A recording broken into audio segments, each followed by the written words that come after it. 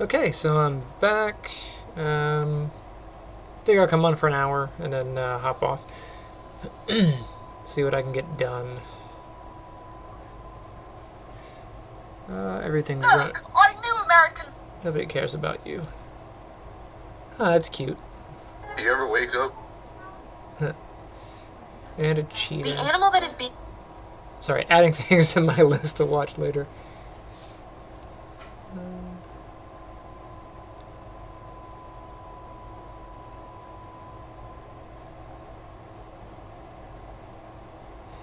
Let me go to my...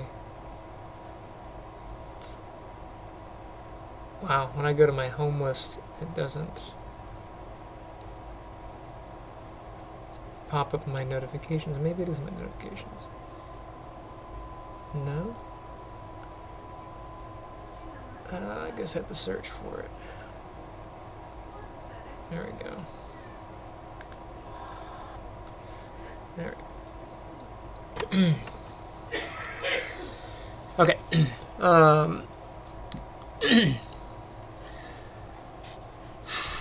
So I have it to where winning can happen. Essentially. Yeah, we get all the planets.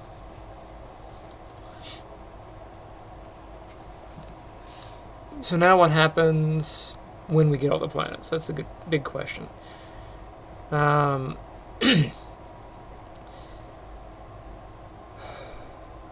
We need a notification whenever we get a planet. That way I don't have to keep looking at the menu, you know. We also need a notification that the game is won.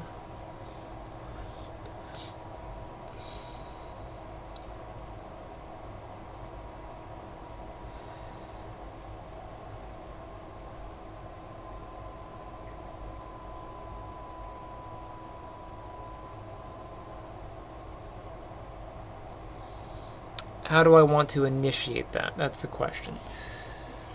So, our game mode is the thing that manages this stuff.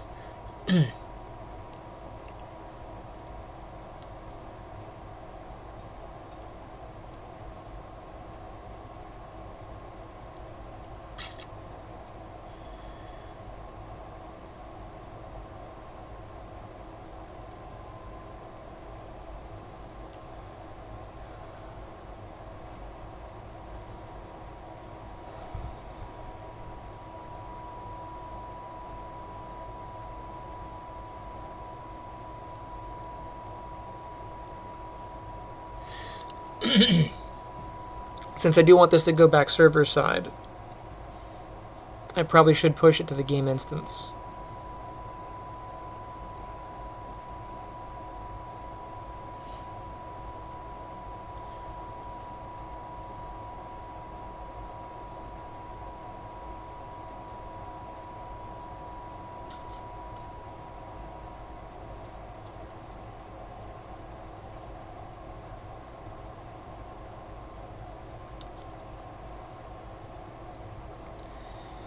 What else? I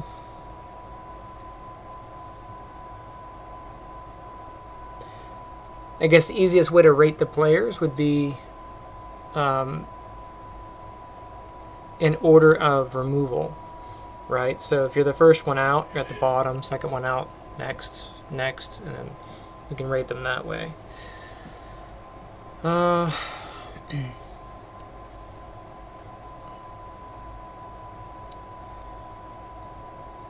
What else?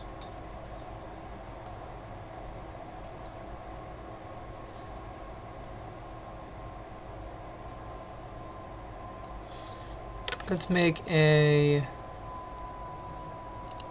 thing here.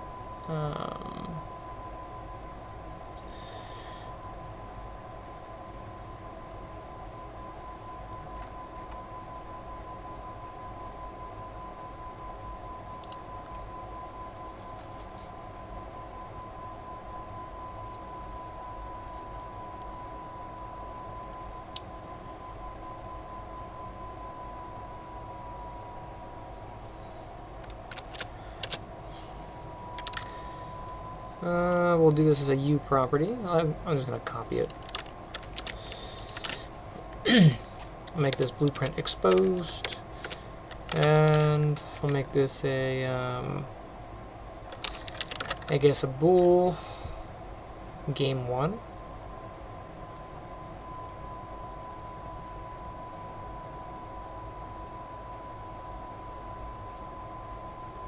I don't know if this bool is necessary, but we'll do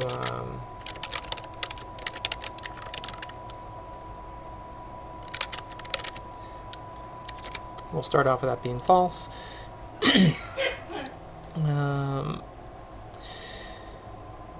Let's make a public function that is blueprint callable.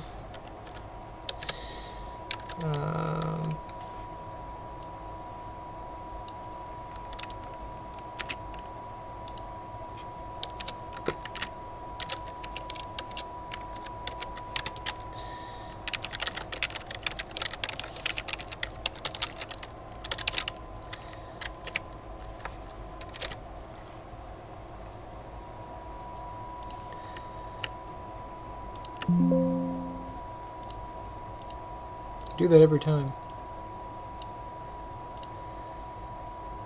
Alright, for the win condition,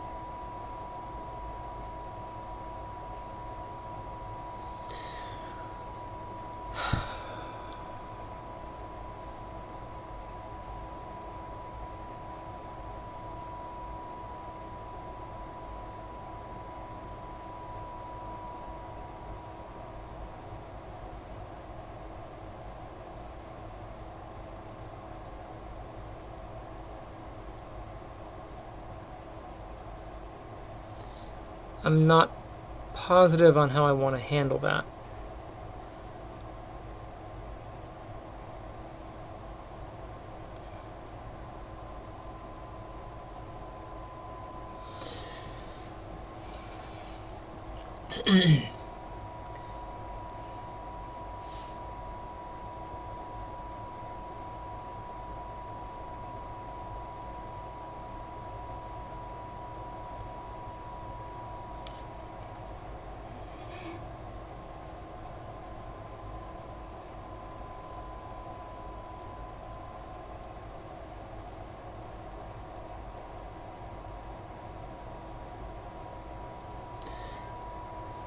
I don't need that to be firing on tick. I could make this a bool though, and then fire it.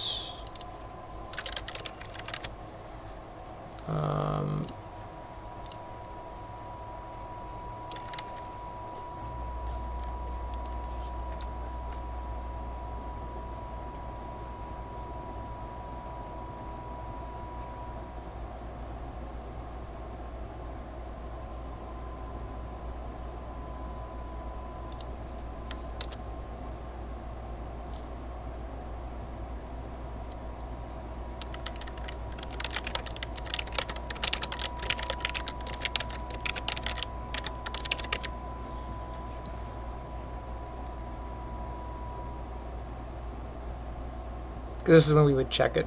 I could have this function do all this. Like, I don't have to write a separate function for it.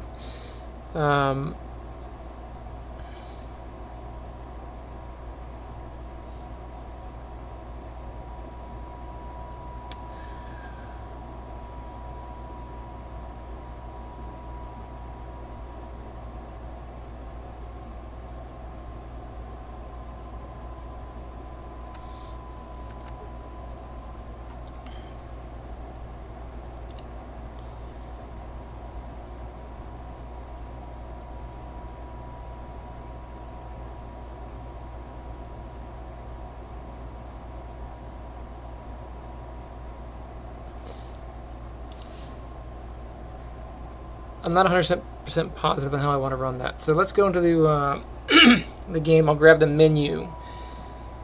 I'll start assembling that, and then... Oh, do I have it broken? What do I have broken? Oh, must return a value.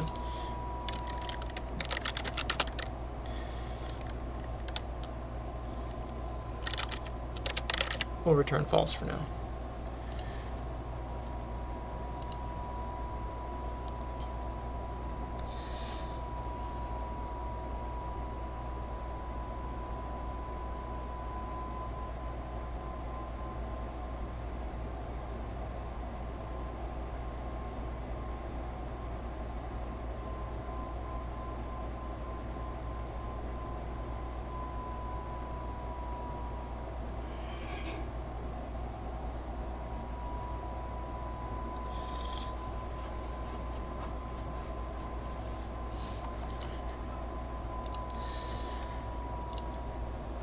Okay. This is planet list.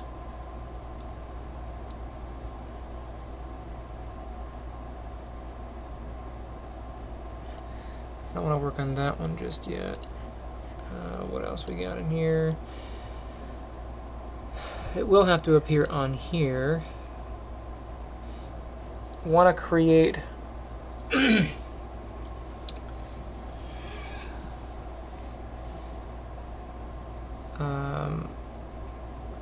there are some general messages that pop up on screen that happen here.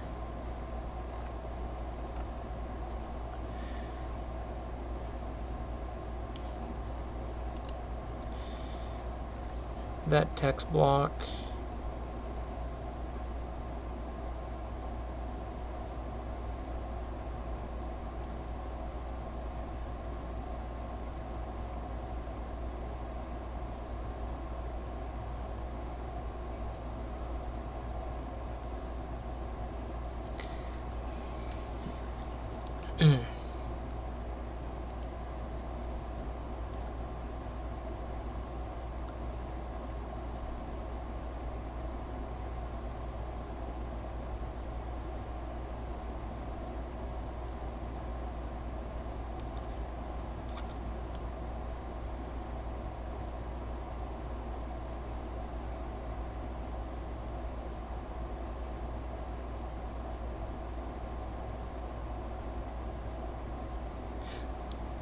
I'm going to have to consider how the build messages work too.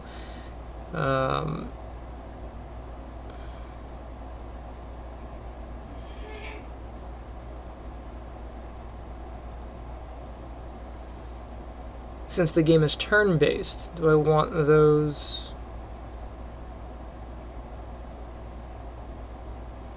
do I want those buildings to each take a turn? Right?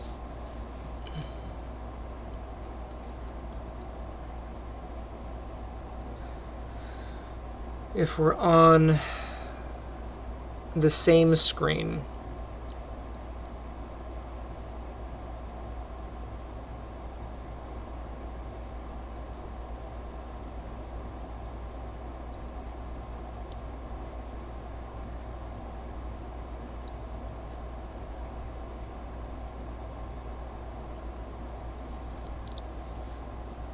I could have all the build messages only report to the current player's turn.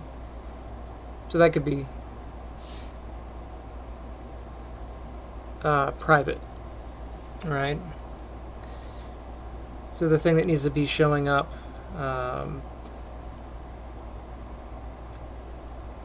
for here would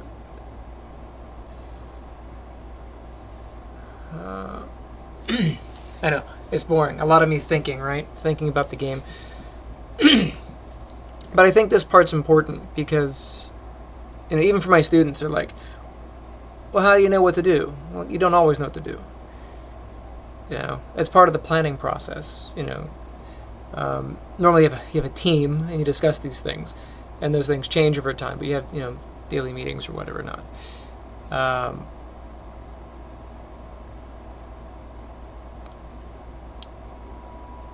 But everything's a consideration.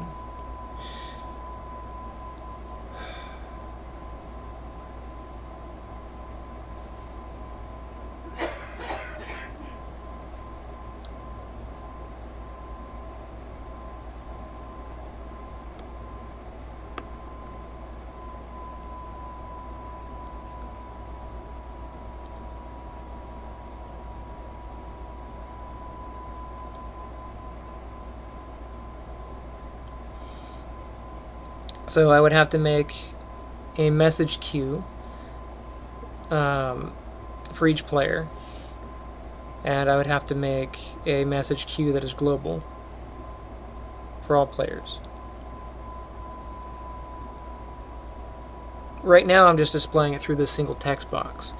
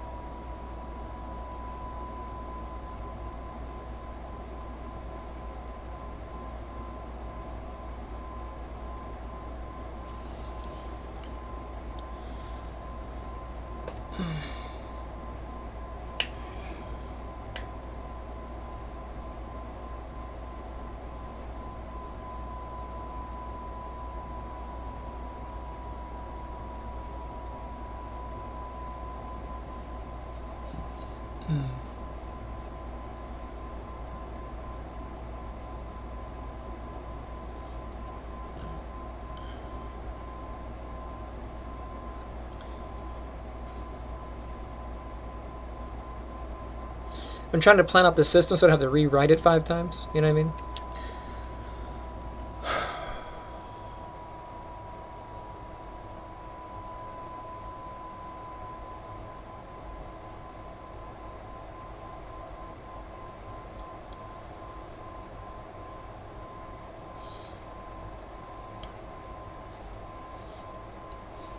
Just listing in my head what I think could be private, what could be public.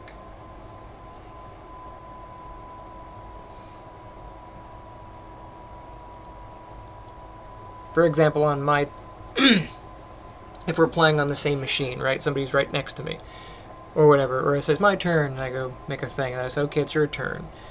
They do their thing, which is how Conquest was played. At the end of everybody's turn, there was a global message, and it said, a whole list of so many ships were lost, so many planets were whatever. And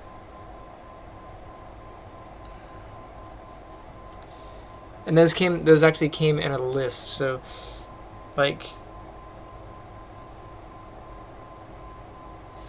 individual pop-ups. So the first message would come up and it would be like before any turns could happen after that point, right? You hit your end turn and you have a message that pops up.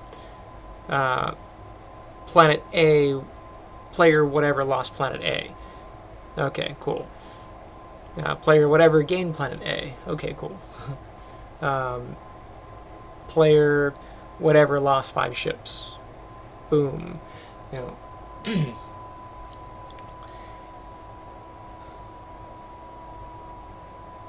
So we could do it like that.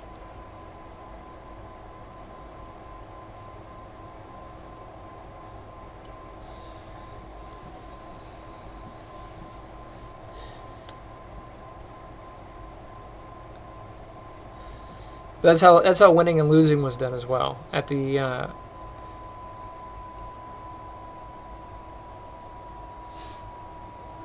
like the final message would be player so and so wins the game. You could do it that way.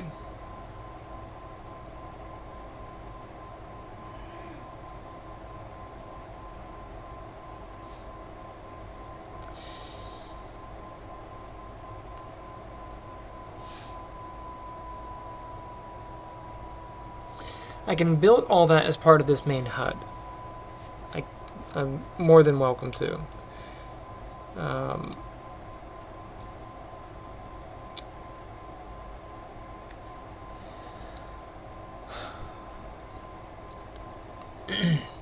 I do appreciate isolation, though, or encapsulation.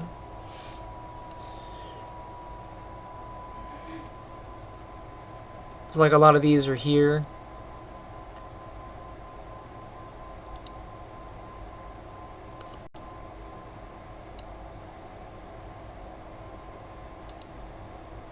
But like this send ship menu, this is independent.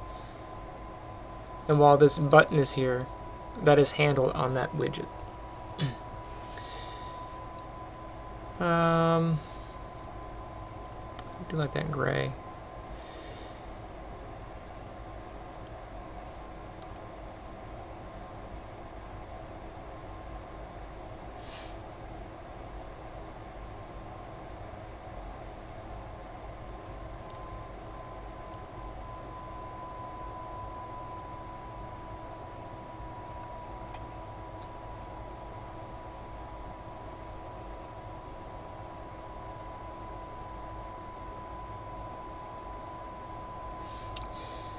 And since the messages will be delivered, some messages will be delivered to a specific player.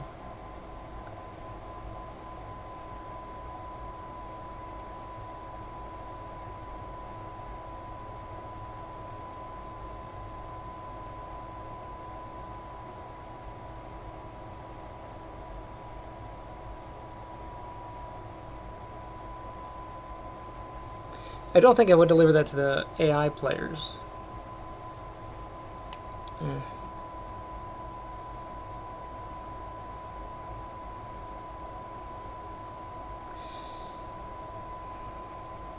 But do I want those messages to appear in a list form, or do I want them individual?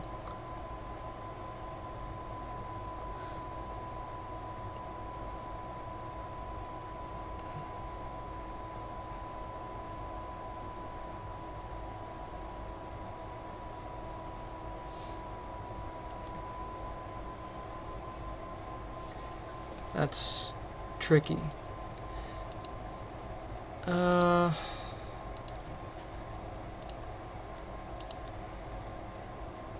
That's icon UI. Send resources.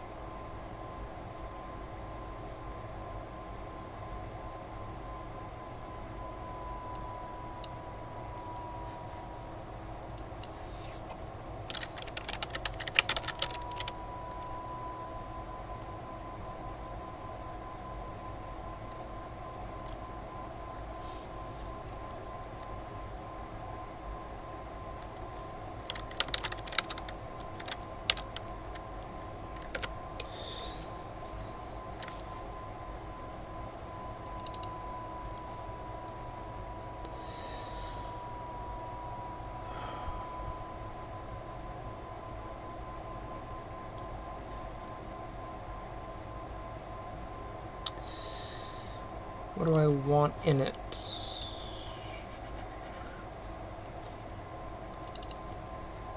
Let's see. For this one, I did a border and a vertical box. Horizontal box.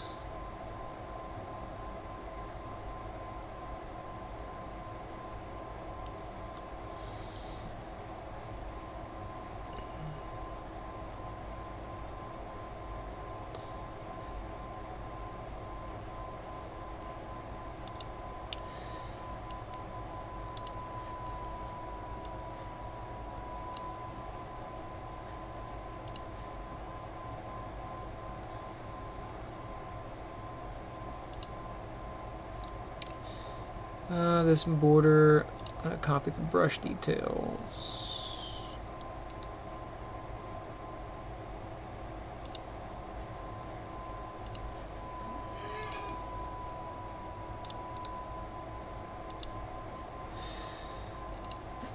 I probably just should have copied this widget, but it's fine. Vertical box. Let's do a vertical.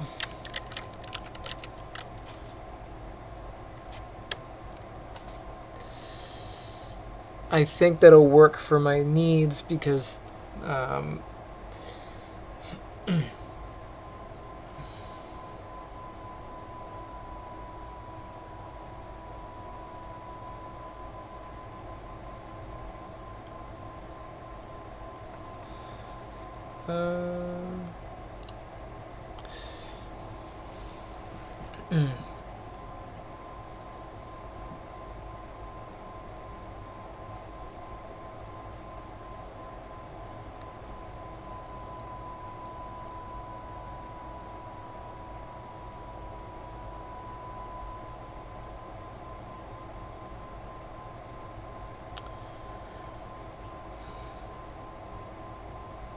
question is, do I want to send messages in a list, or do I want them to be individual? A list is convenient. You can kind of go through the list, but I do like the idea of a pop-up as a notify, because then you're like, okay, and you have to acknowledge that. Okay, acknowledge, acknowledge, acknowledge. But it's kind of tedious to have to keep clicking, yep, thank you, just give me a list and I can just say okay. And go on with my life.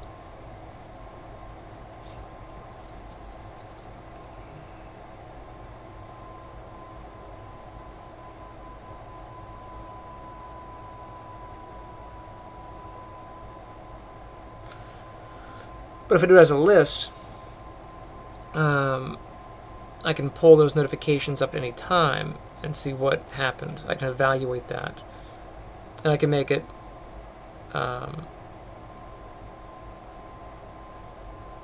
something that is hideable or revealable.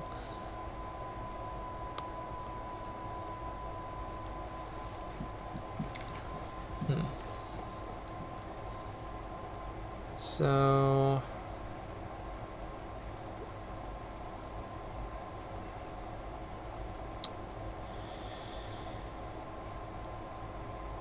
I do want a vertical box, but I want a scroll box.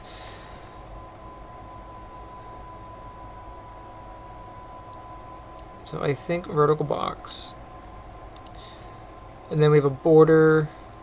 So we'll have a title, you know, alerts or whatever. So border, vertical box. What did I break down over here? I did a border and then a text, yes. And then a border and then the main content. So vertical box, do a border.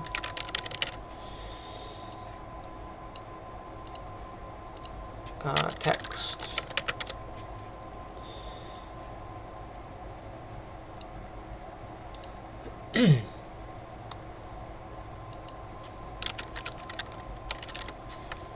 Vertical box inside the vertical box.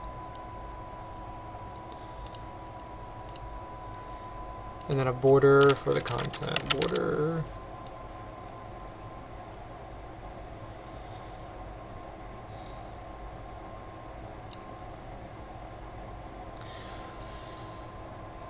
Let's take a look at, I want to copy this one I copied.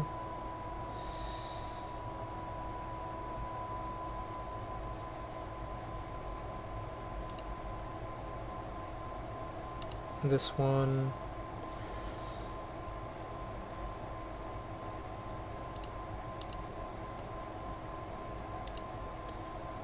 Horizontal box. I have a darker gray here. Is that this border? Can't tell.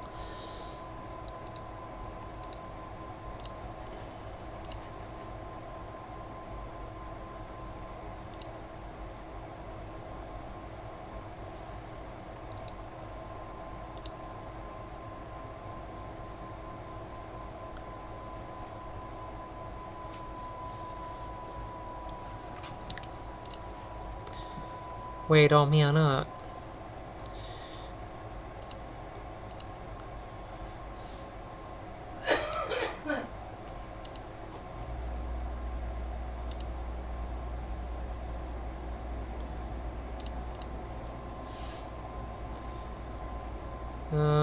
this text object fills that.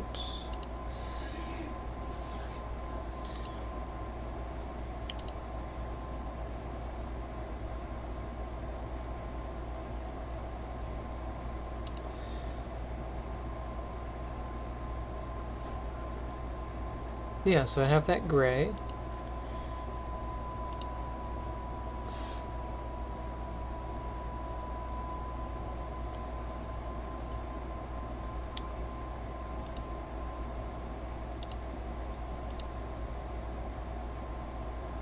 Vertical box, this border. But why is it different?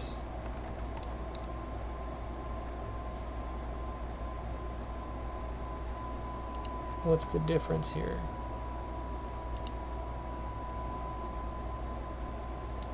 This border is this gray. That border is that gray. There's a tint.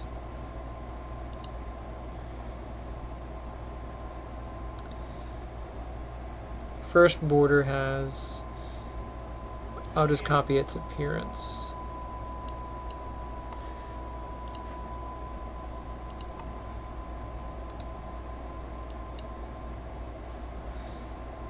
Then I'll copy the appearance of this one.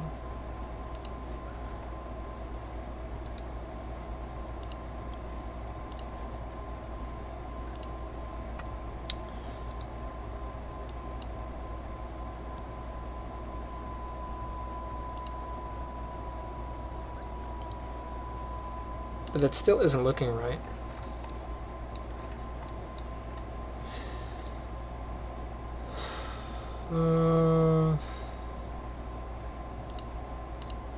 Text, this is going to be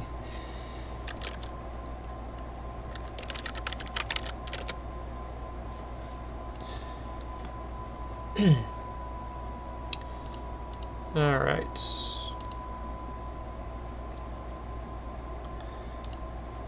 Text I will center.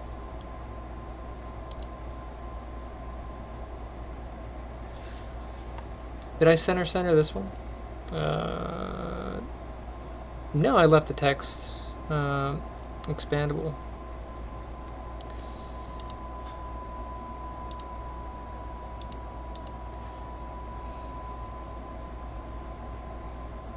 I just changed the justification. Alright, so I'll leave that one expandable and I'll change justification. And I still don't know why this is not the right color.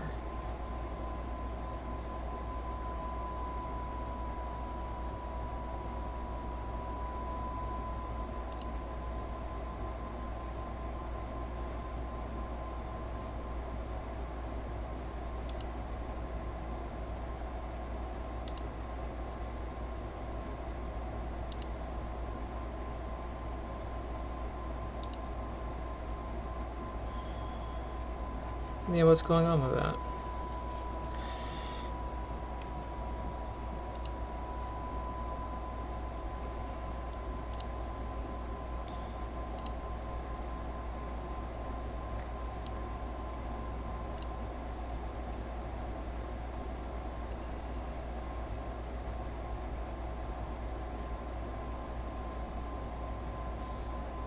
It all looks... Main border is light gray. This border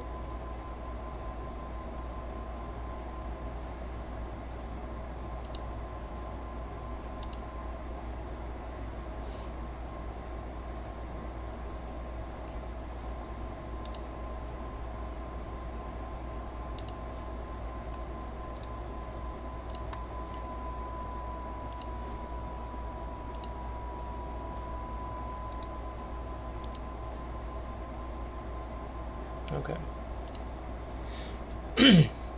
I had copied the wrong border.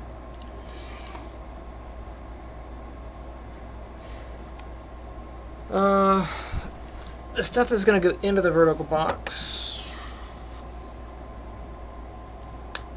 How do I want to do those?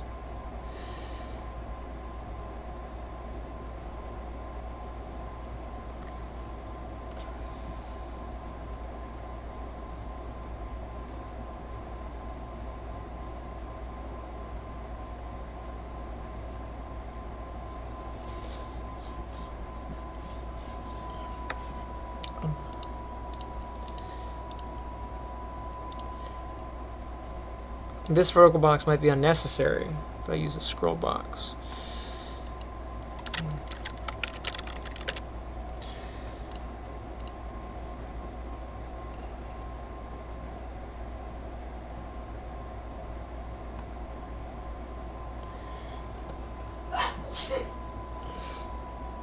But I also want menu buttons, so let's see.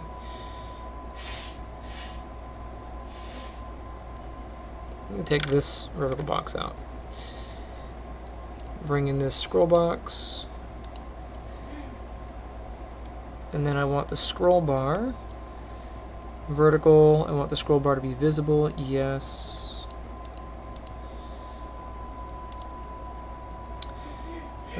Consume mouse wheel when scrolling. We'll leave that as is. Scroll border thickness. Right now it's collapsed. I need to have content in there.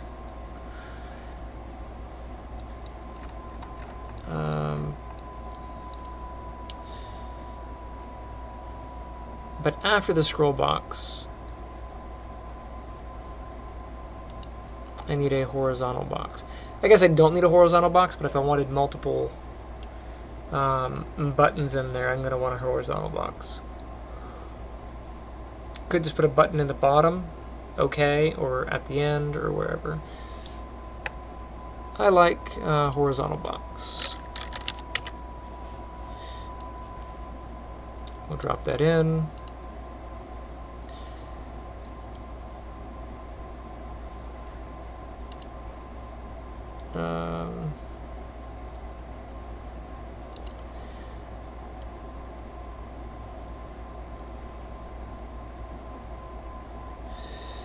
What did I do for the button here?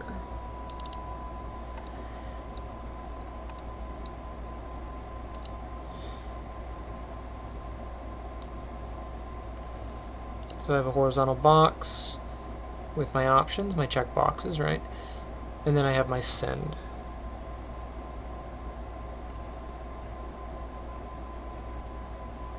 Okay.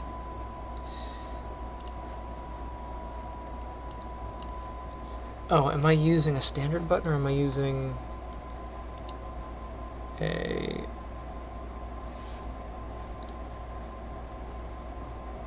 I believe it's just a standard button. I was going to build a custom button, but I don't think I did.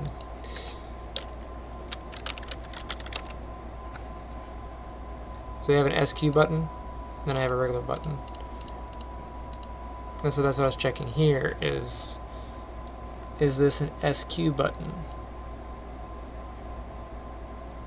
But I don't see the parent type. It just says button. I don't think I did anything to the SQ buttons. No, nothing special. So standard button it is.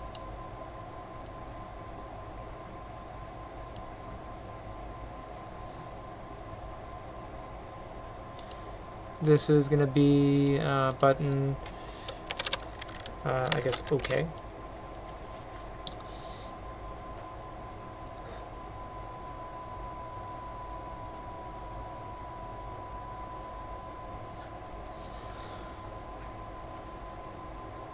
The content that goes in here is going to vary, and I need to determine how much can go in here.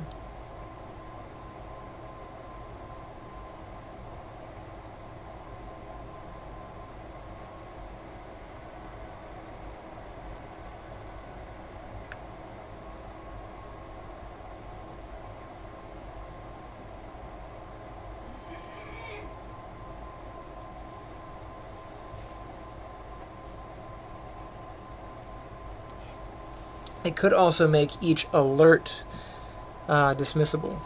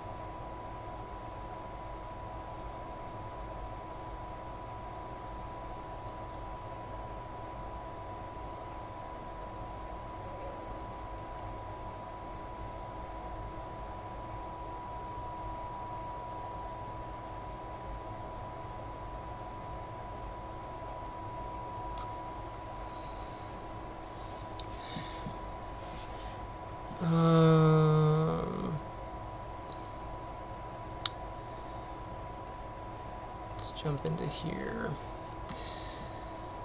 Okay. The content that goes into here is populatable. But what do I have going on for here? This is just a spacer. And then I have this row.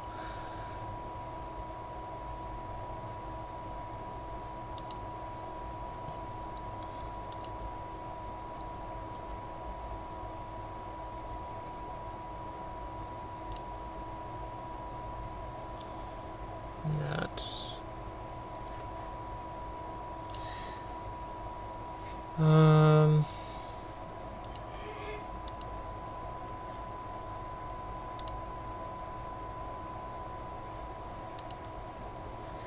Let me make a text for the button. Text. We'll put that on the button, and we'll make that.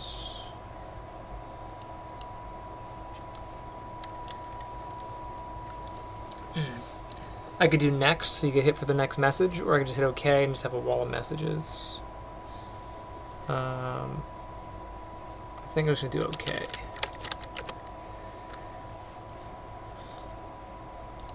But I want this button to be a specific size.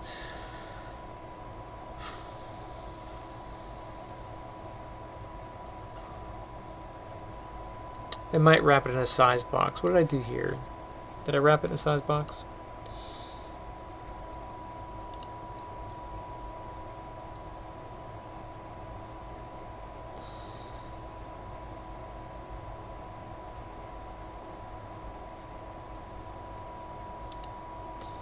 I've got a size box for that, size box for that, but how am I keeping this button? I think it's just based on content for this one. If I change the text size. Yeah.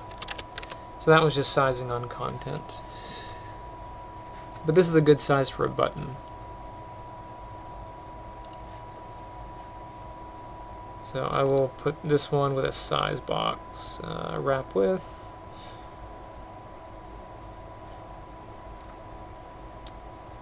Size box.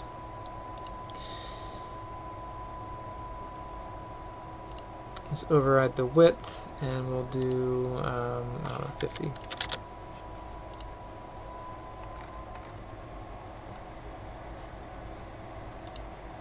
Content justification center. Button will fill. Size box. Let's make it 100.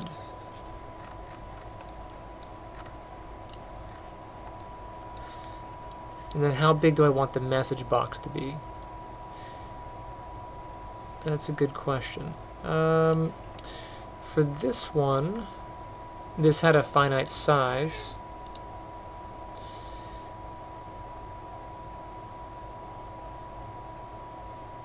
I didn't determine that there.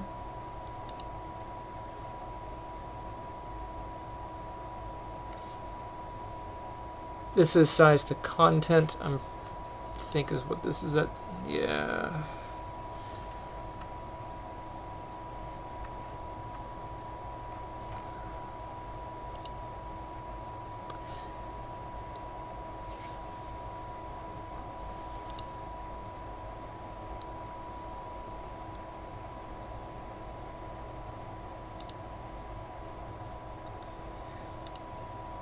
Yeah, I'm pretty sure these are all size to content. But I do like this size.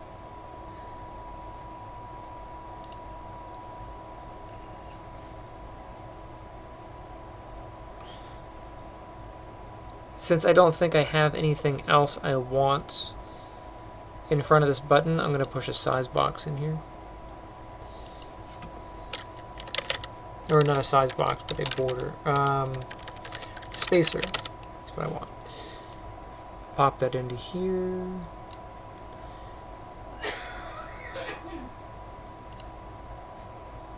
And I'll make the spacer 500 units.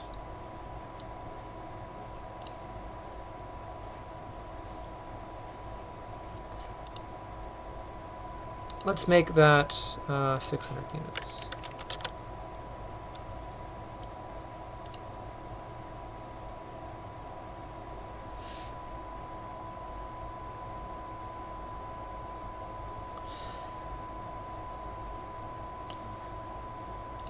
I think I'll wrap this border in a size box as well.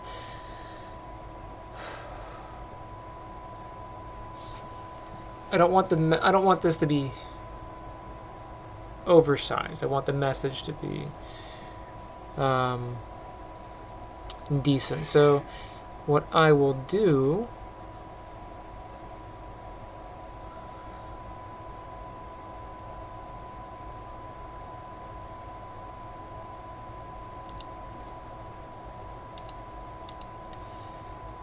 for this scroll box,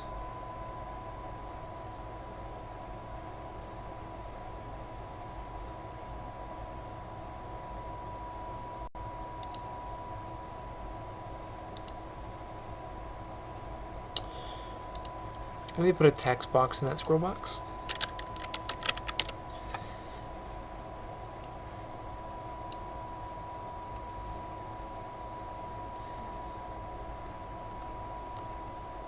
Let's make the message something.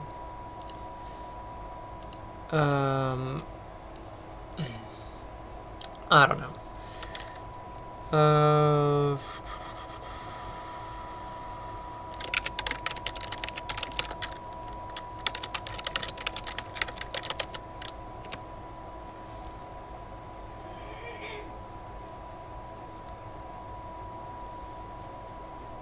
Cool. What's another possible message?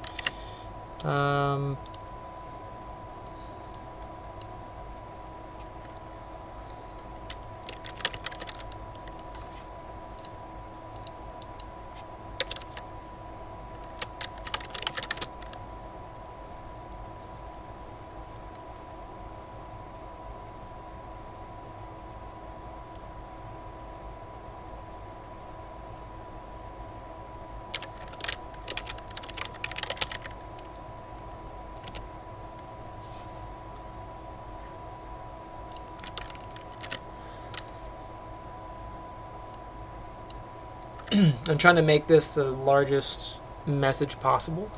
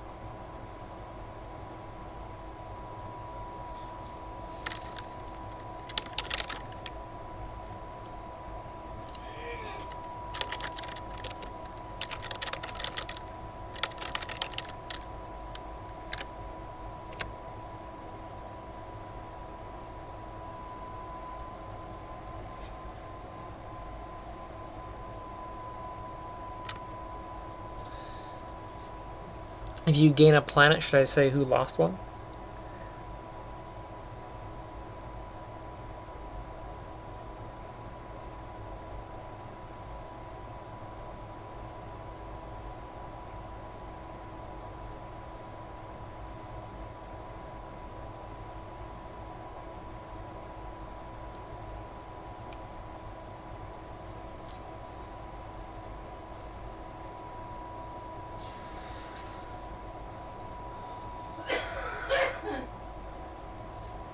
Let's do another one.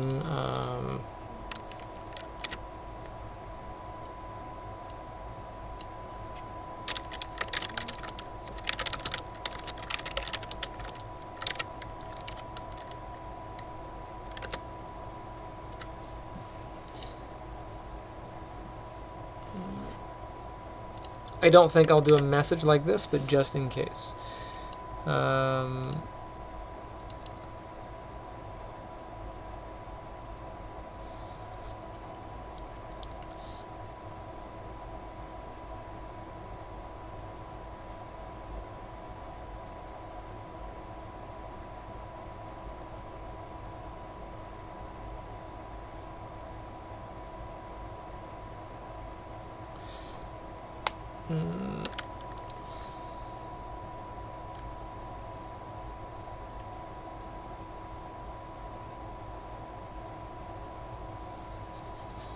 You probably should be notified of other players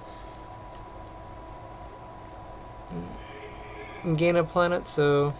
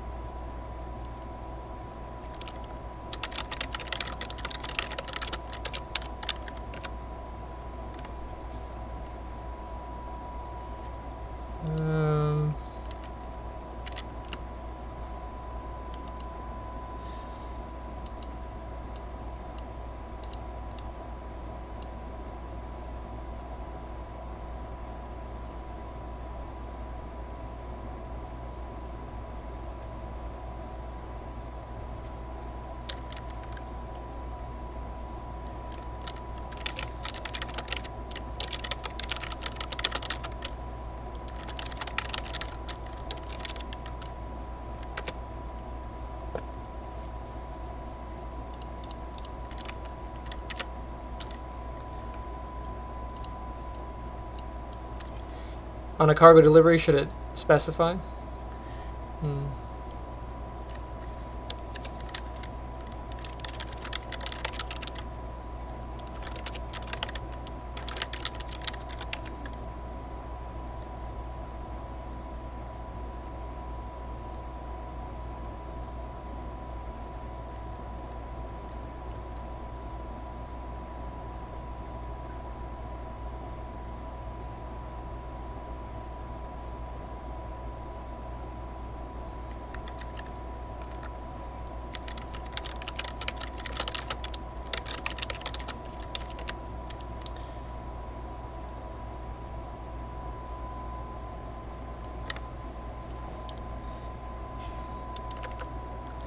Can't have more than like 30 planets, so I think that's a good number.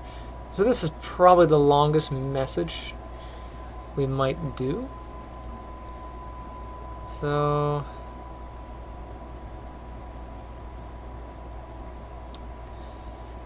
let's do a size box on this.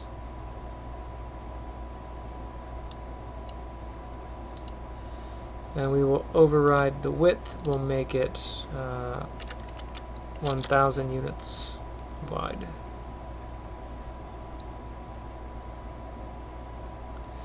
We'll make the height 400 units tall.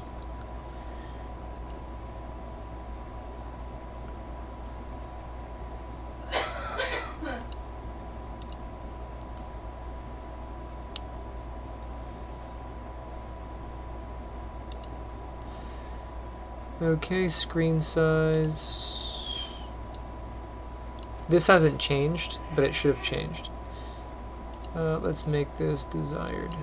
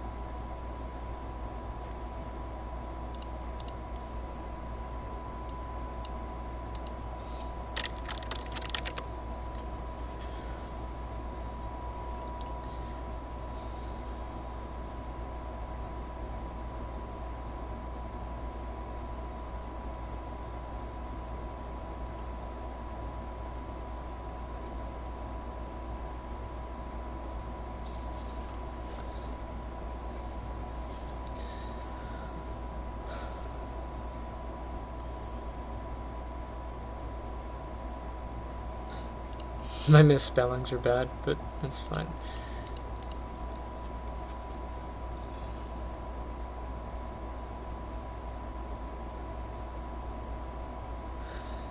I don't know how I'm going to have these messages be supplied anyway.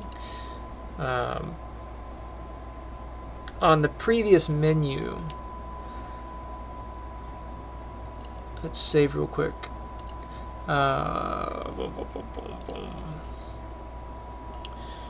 On here, when a message was provided,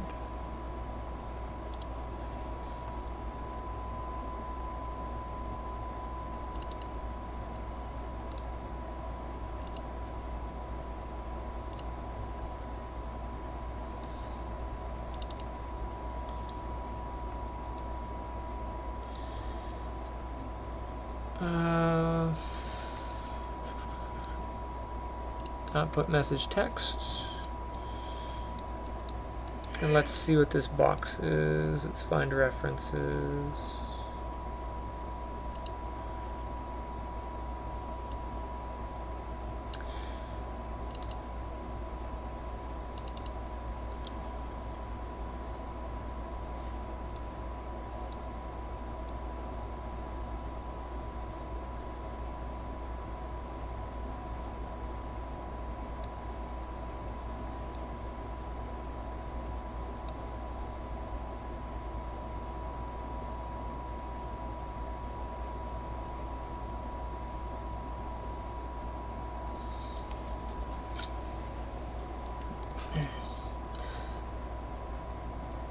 I was thinking about removing the little message text that I have on the main HUD, but as a player working in game, you know, if you're gonna build a thing,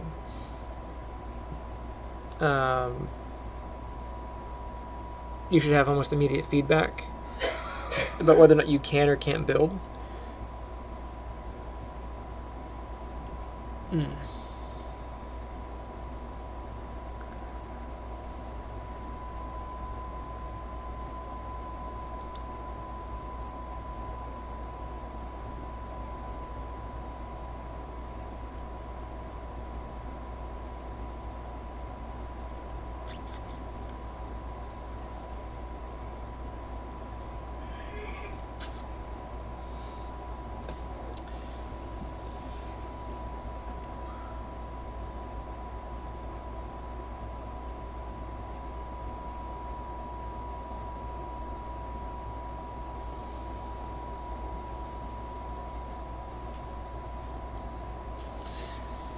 So I think I'll keep the mini message box. Yeah.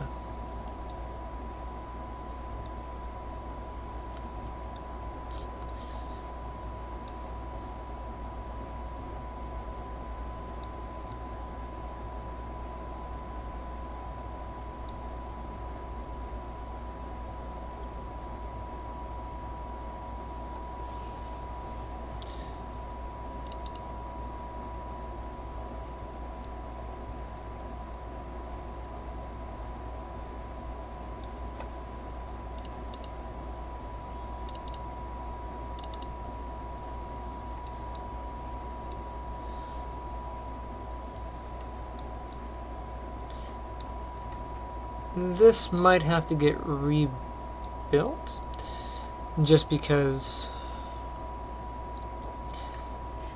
I'm pretty sure the way I'm going to do it is, like, if I queue a certain number of ships or whatever, it takes a certain number of days, or a certain number of turns to get certain things built.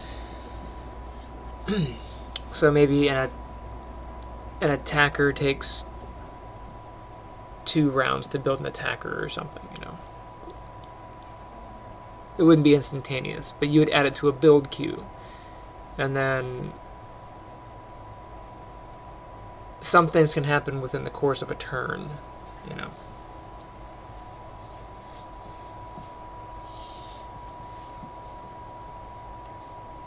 It may also have money spent be done the same way, because right now there is a live update per day. You know, and if somebody is sitting there taking 15 minutes on a turn, essentially that planet's day-night cycle has happened several times. So I might make those turn-based instead of by day. I might make all days based on turn.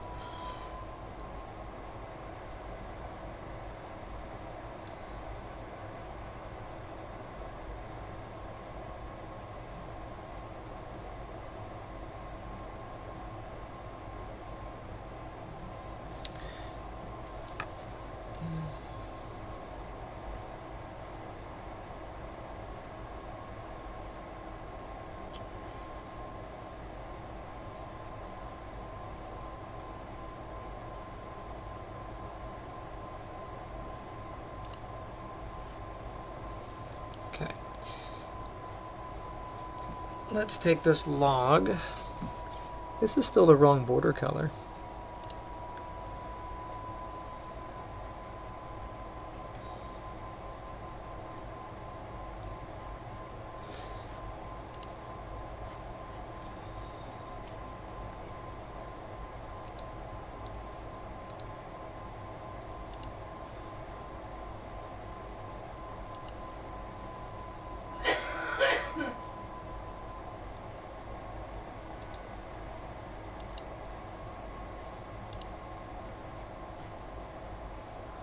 I wonder if I Control Z'd at some point and removed it, because I thought I had done that already. Border.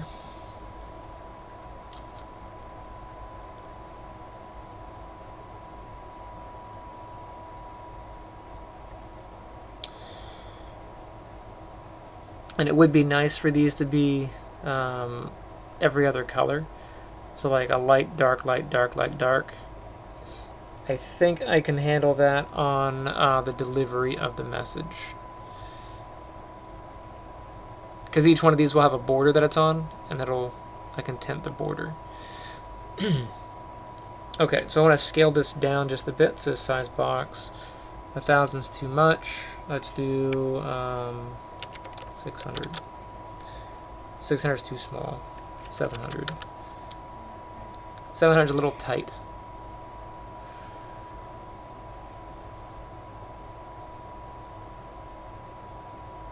If I do this, I would have to make sure the character limit is solid. Let's do 800.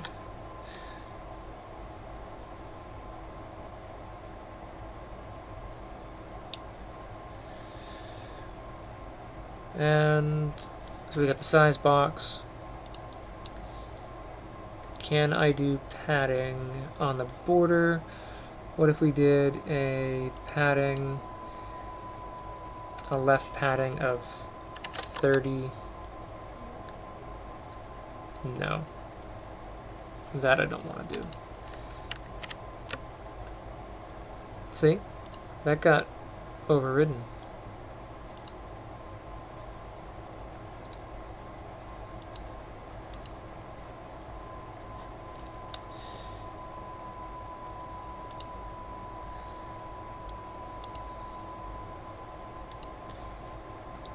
Now about the vertical box padding. Let's do a left padding of 30.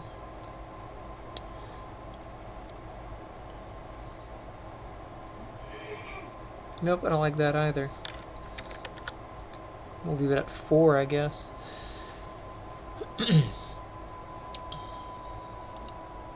I can put padding directly on each text element, but then I have to consider the end.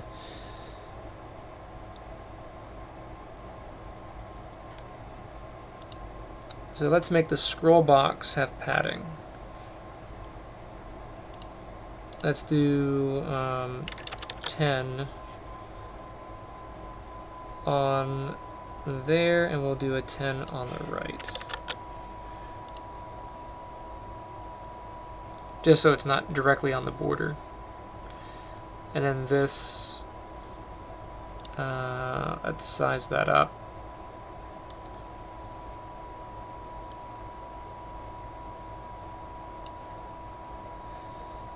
Uh, 680.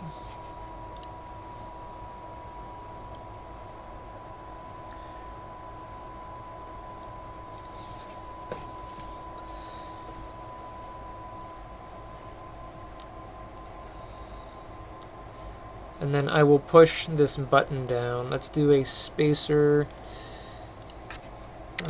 Spacer. Let's pop the spacer.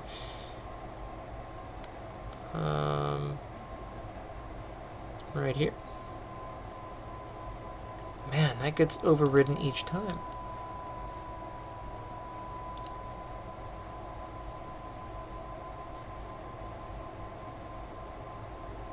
I wonder why that gets overridden.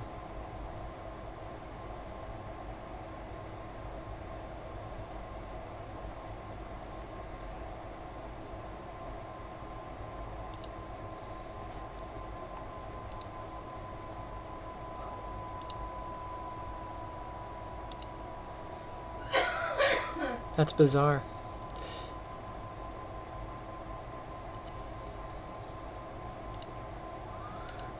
But this spacer here, I think I'll give it a 5. And then I'll do a spacer down here.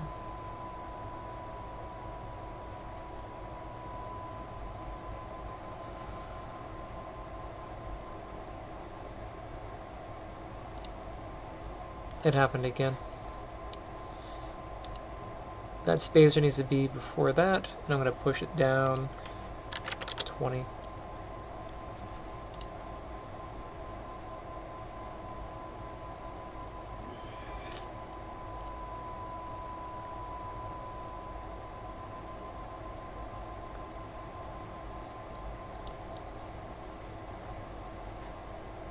Alright, let me go to this.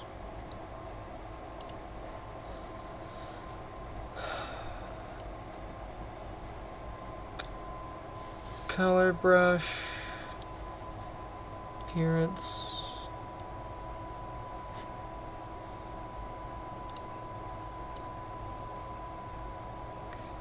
brush and tint get changed. Everything else looks the same.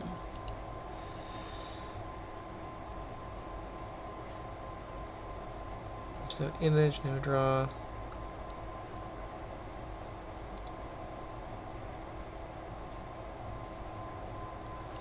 This is what I'm going to do. I'm going to paste that again.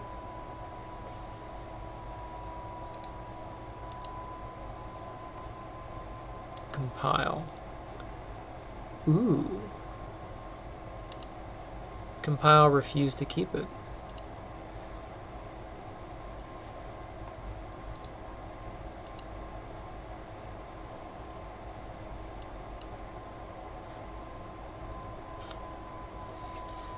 That kept that.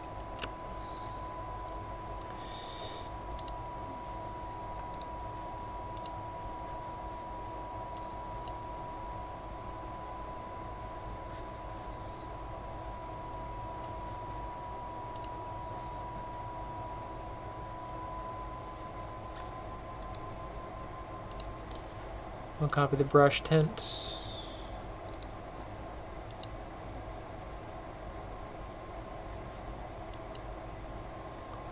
that stayed. Let's copy this tint value.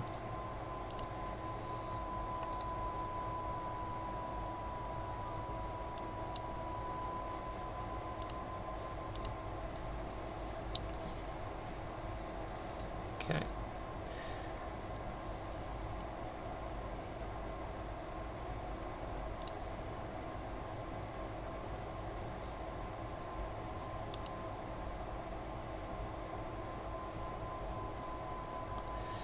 I do kind of want this border here for the content to be darker.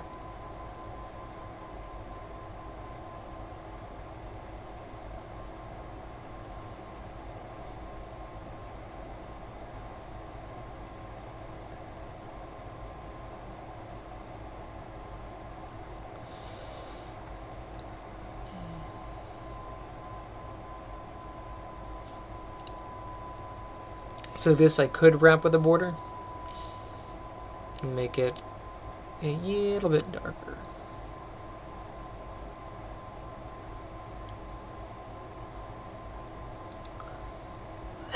Let's save first. Wrap with border. And make this border tint.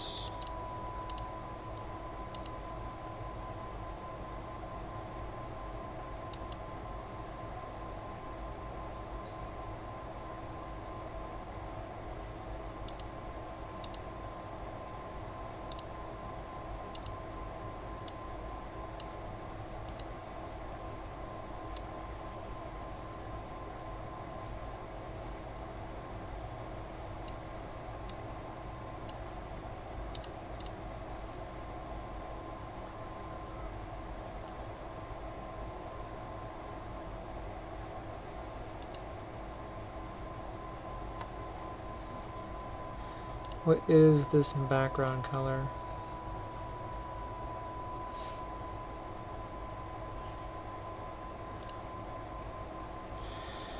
That is that, but semi-translucent.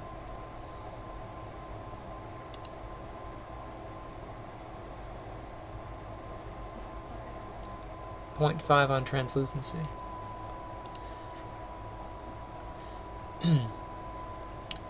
The other menus are also translucent, right? This one is not.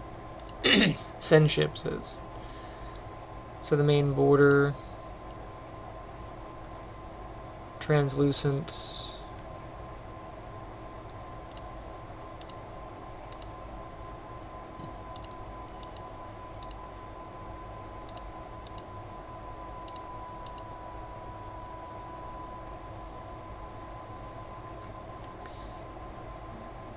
Main border is translucent, top border.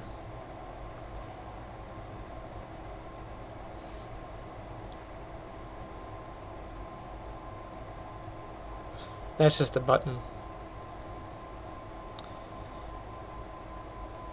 Okay. So main border, semi-translucent. Secondary border. Let's do 1, 1, and 1 again, and we'll do 0.5 on the translucency.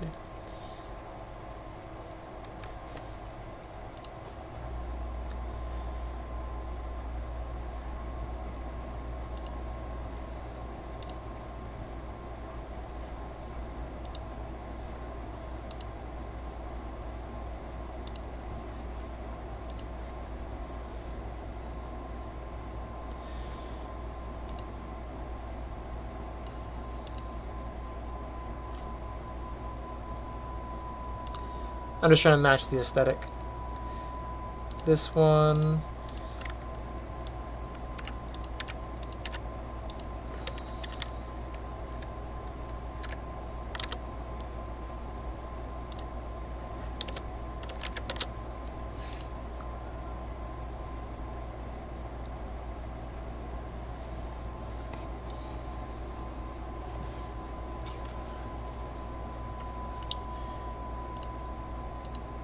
Let's look at the HUD.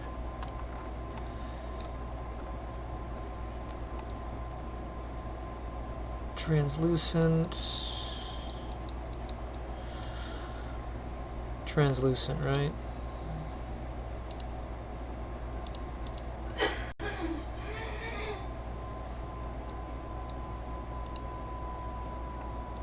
Okay. So then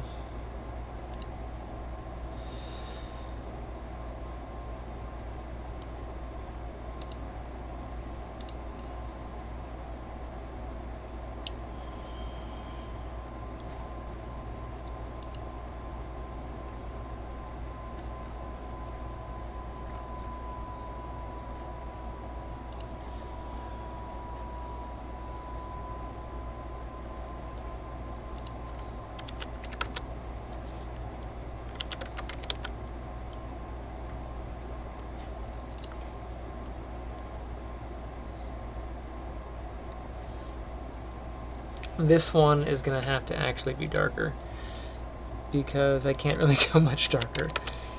So we'll do 0.5.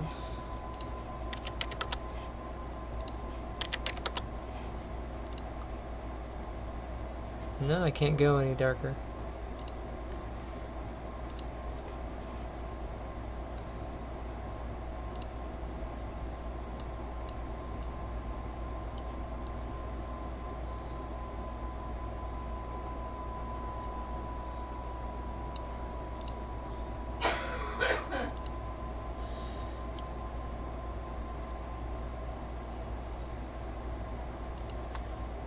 That might work. It gives it a look like it's got a border.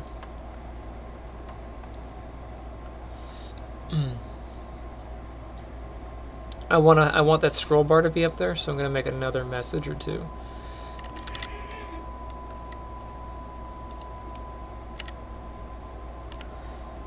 Okay, so I should see a scroll bar at this point.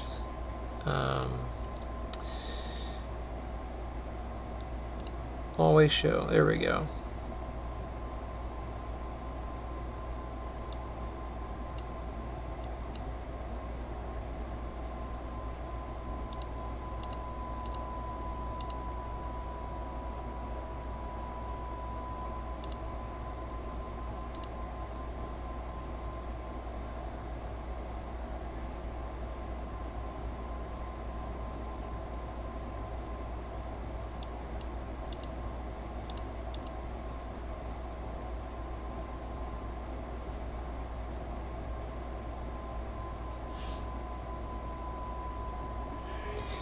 Scroll bar thickness.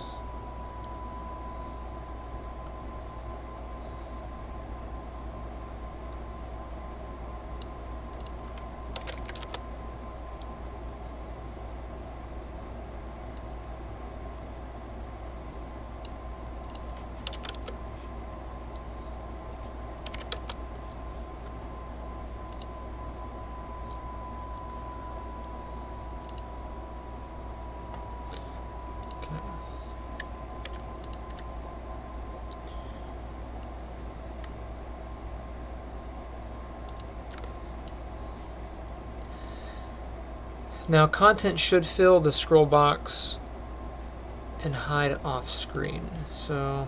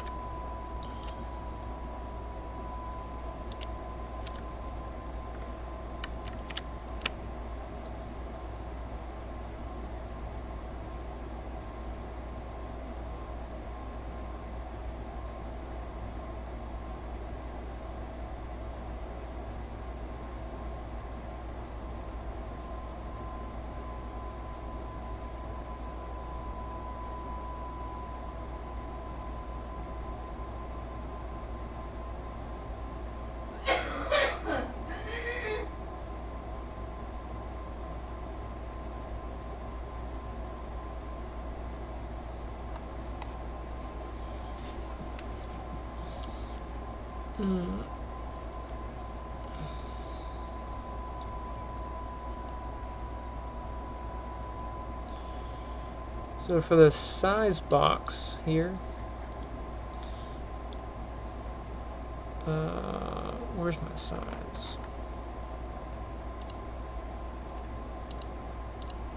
I think I might do like this. That way, as these messages pop out, this adjusts.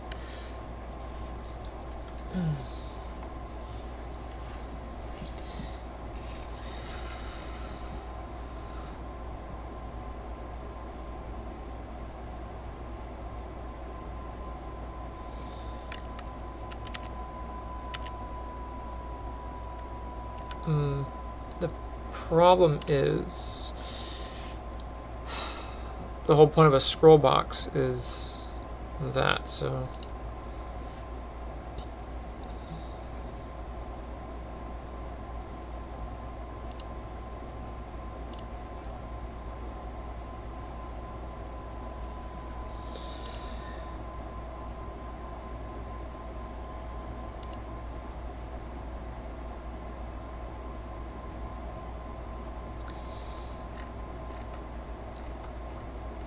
I need to know when scrolling will happen.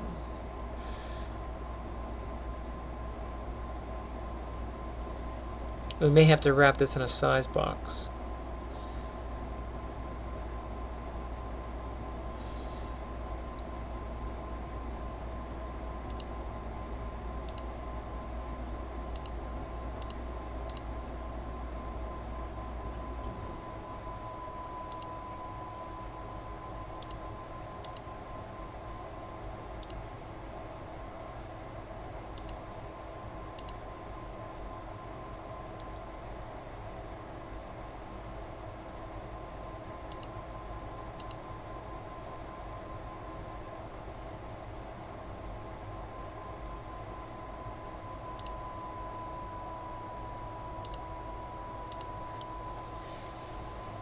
Yeah, I'm thinking this is gonna be problematic.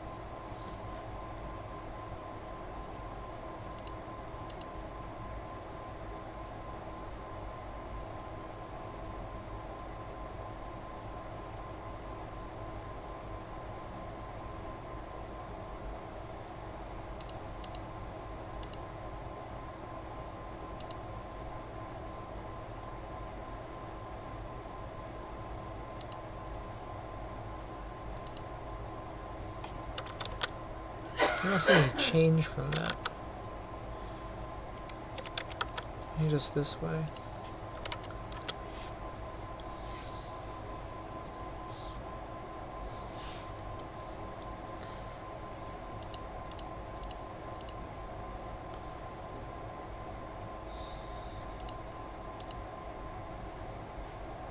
Anyway.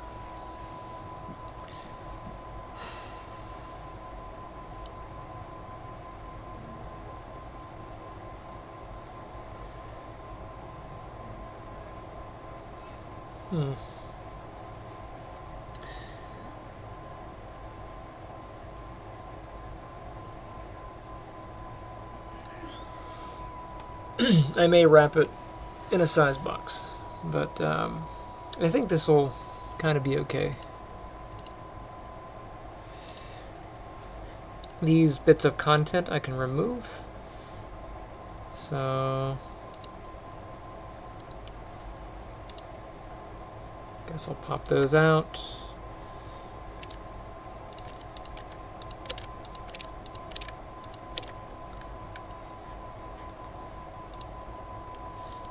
Okay, so this is a default size for this scroll box.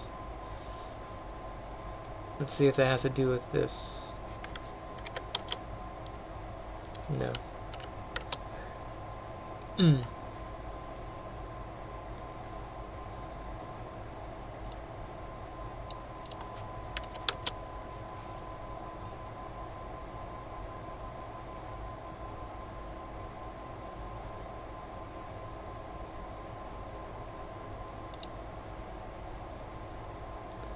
Scroll padding of 2? I don't think so. I thought there was a setting in here to set the scroll box size, and then outside of that window you get your scroll effect. But I don't know.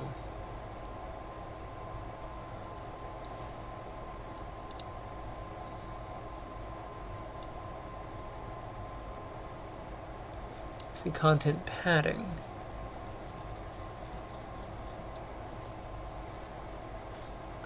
Slot border, slot padding.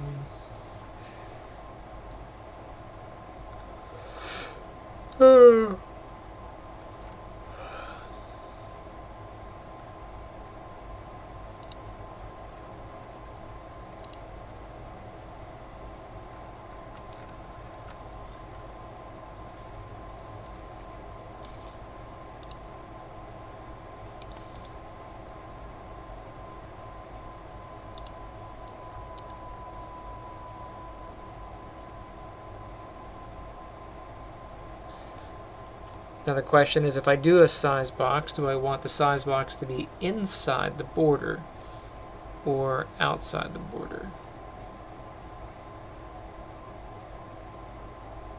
I don't know yet. I don't even know if I need to.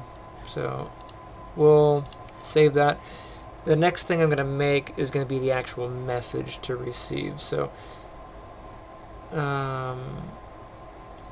this is the pop-up. There are some things on here that I need to hook up, though.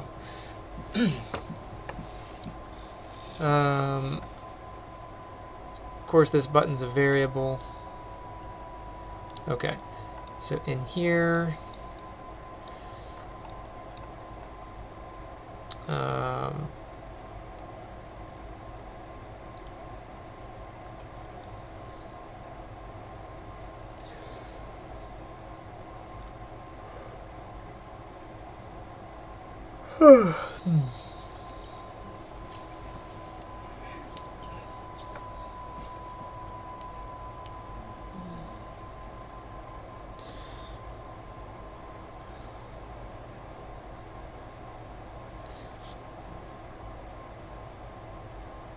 when I hit the OK button,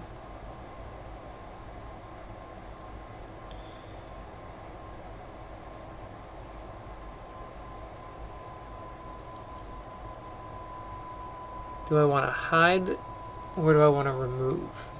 There's a difference there.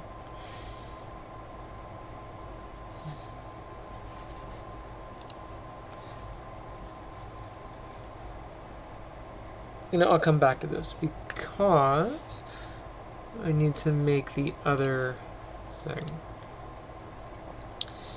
So this is the message pop-up, and then we'll make a widget here, user interface, widget.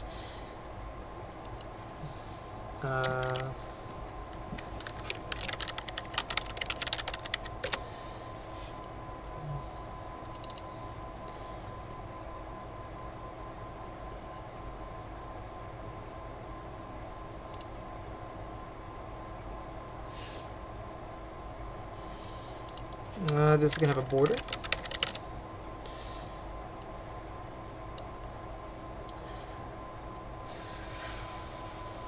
And a text.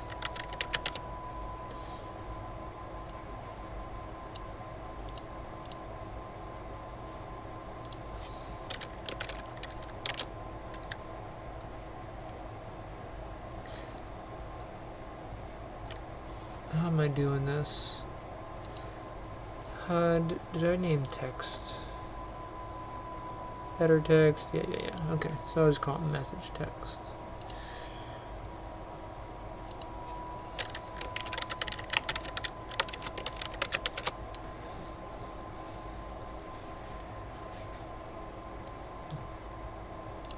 Make that a variable.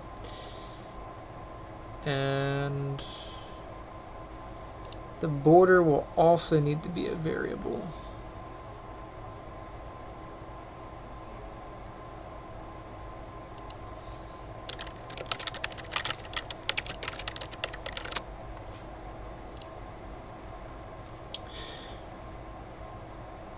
This does have to have a size box.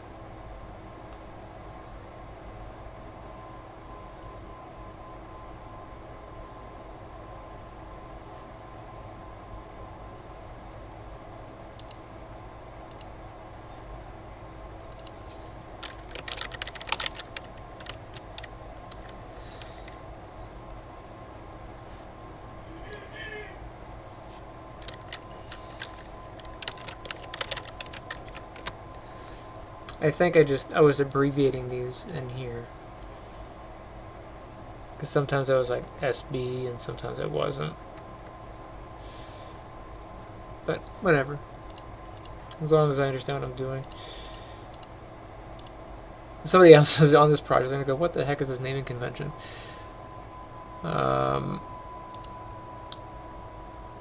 So I think I determined the content of it is going to be 7 or 800.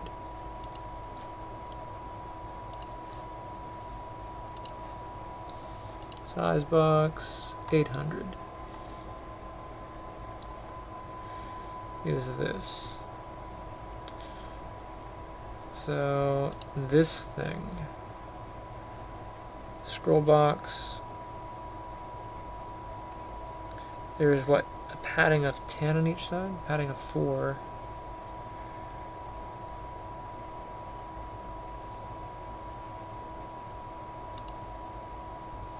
Padding of 10, so 800 minus 10, so we got minus 20, and then we have this guy in here, 25. So I think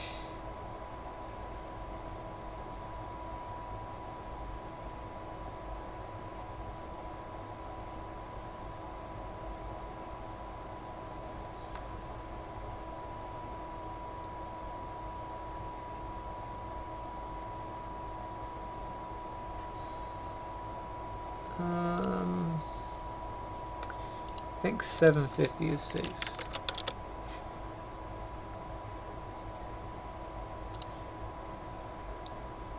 And then this can be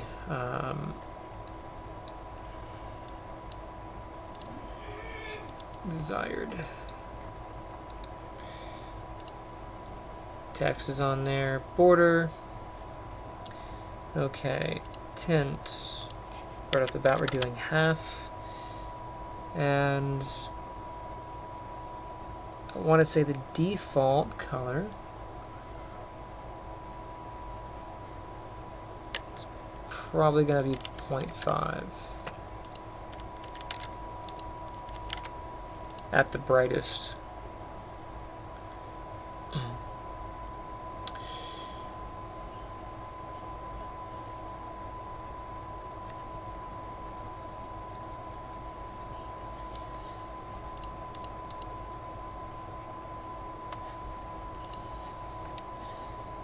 The border for this, can I bind?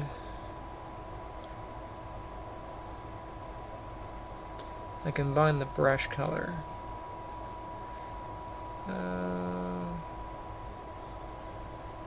This I'm gonna have to store.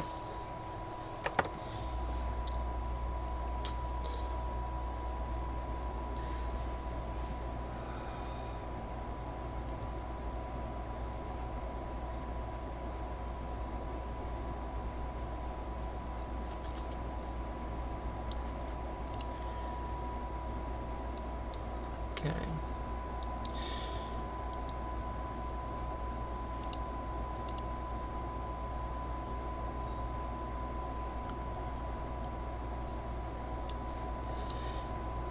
Get message border.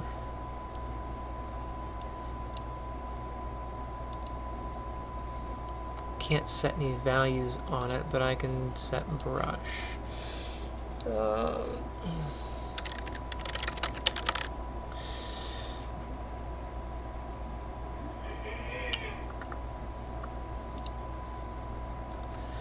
This is new.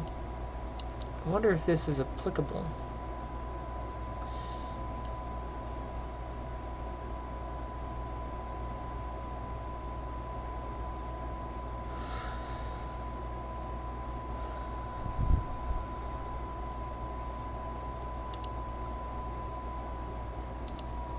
I need to test it because I think this is new. Before you had to set the whole brush, so maybe they created a thing that I can just change that. Because there's a brush color here.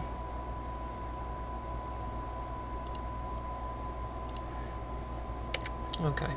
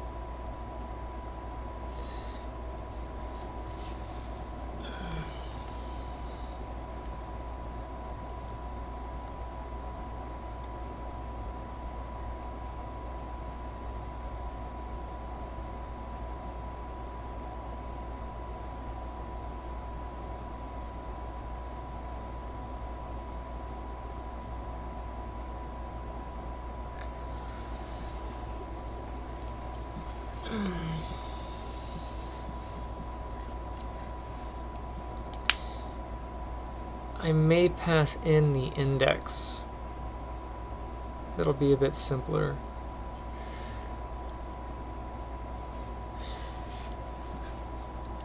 Basically, if it's an even number, it's going to be dark, and if it's an odd number, it'll be light.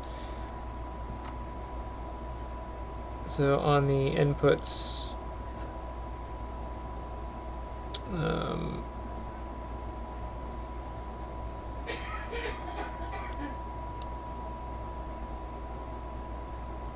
can I change these order? You used to be able to change the order. I guess I can.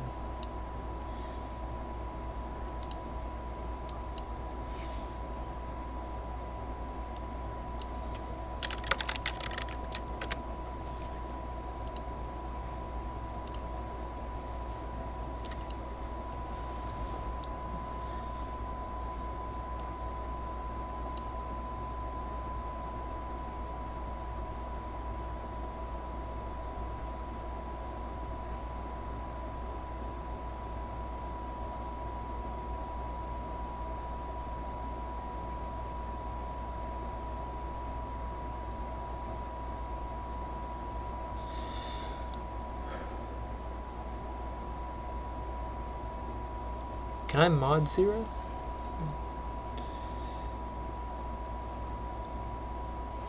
I think I can take the mod of 0 without it crashing.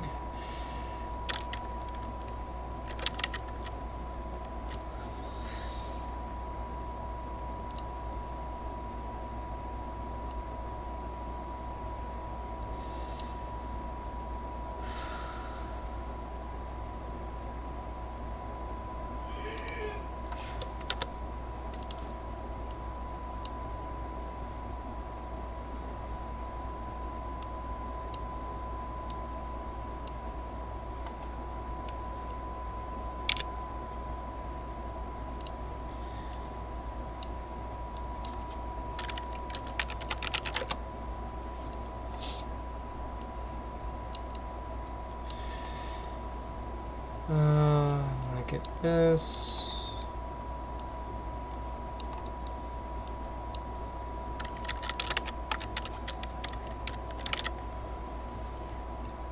I'm going to try doing it just set brush color and see if I can do it this way without having to set the whole brush. Setting the whole brush is a pain.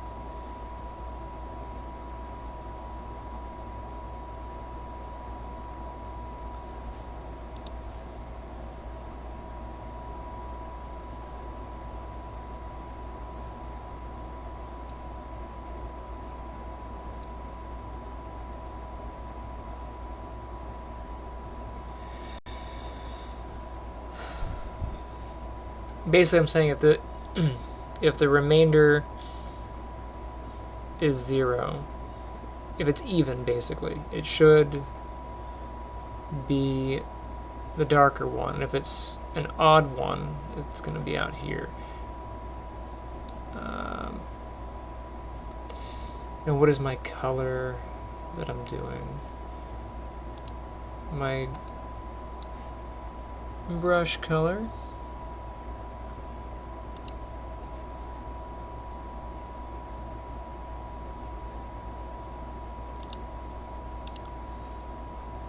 Maybe I don't want to do tint. Maybe I want to do color.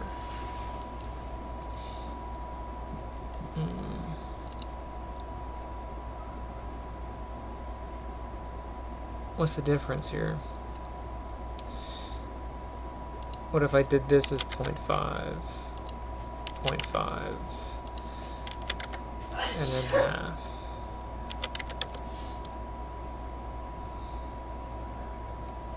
But left the tint as default.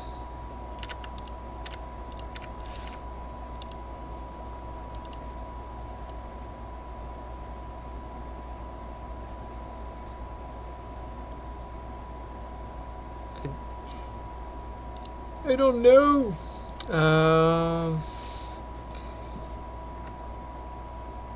If I leave tint alone and modify color, since I'm changing brush color, I'll just, let's see. Oh, it's just mad.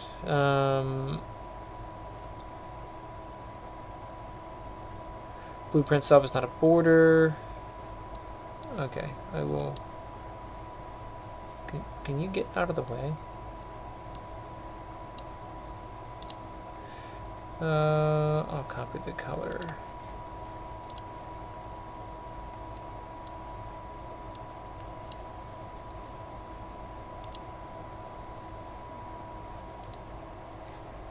Can I just paste it? I can't paste it. I have to steal it from here.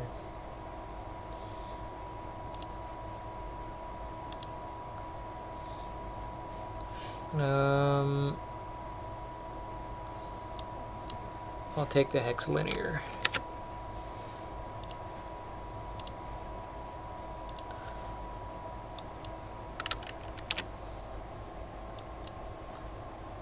And then for the other one, when I want it to be darker, what's going to be the darker version of this?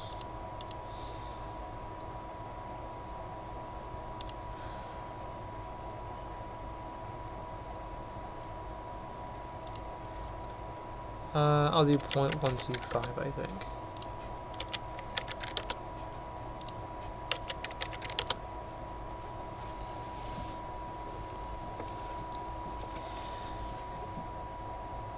Still 0.5.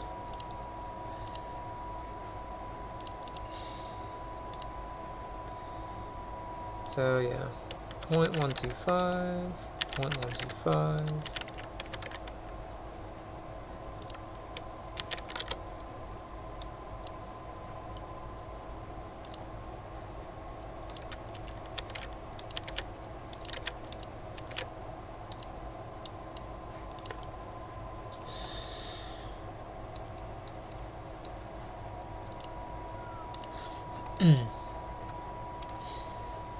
Some more information has to go to this thing, though.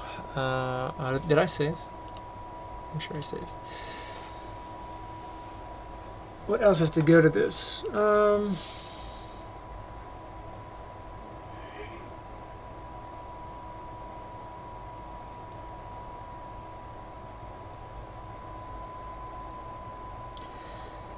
The message does need to know its parent.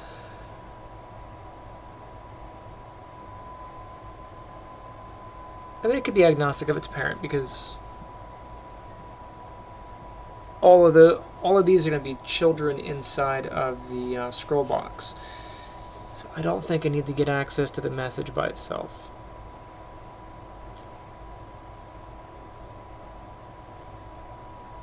I don't think so. And I don't think I have to make this particular widget visible on its own. I think I can handle that in the parent call. So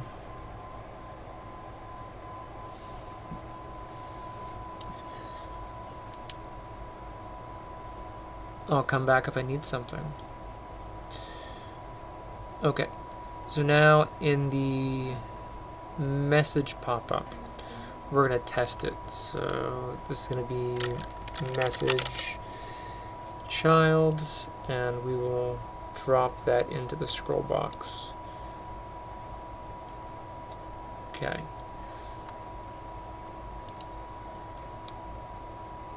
Cool. Like another one. Bam. Another one. Shabam. And then on these, the variable should be settable.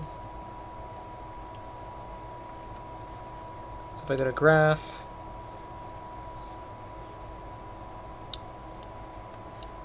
I should be able to set them.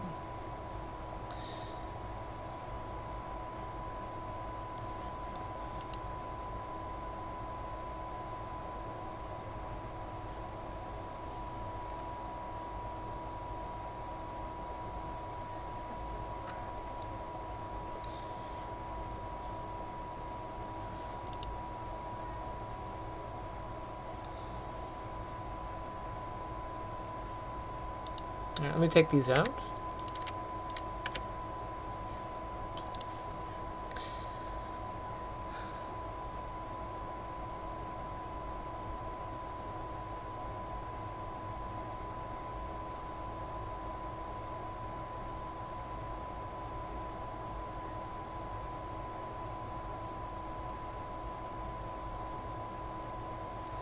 And this object needs to be able to receive the data for that.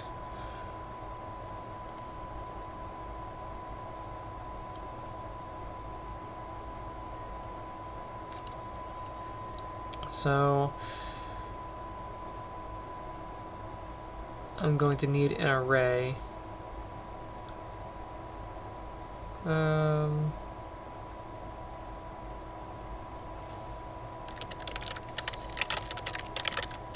Message list, And I will make this of type message child.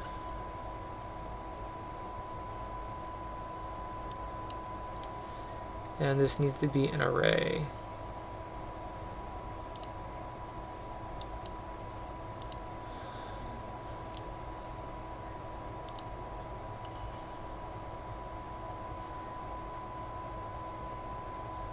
Do they legit have default setter getters? That's kind of cool. So that's an array.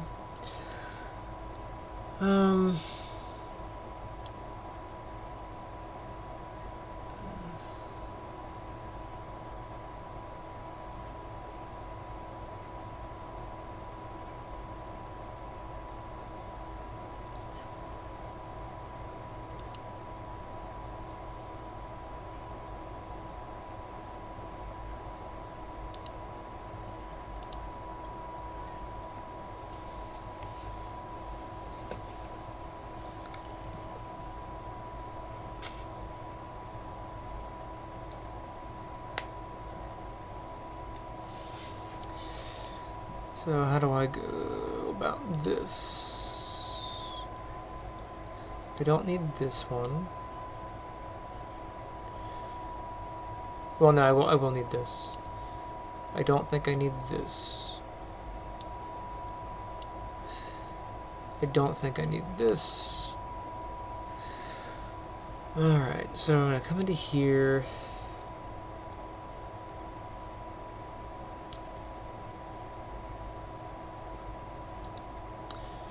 Do a custom event.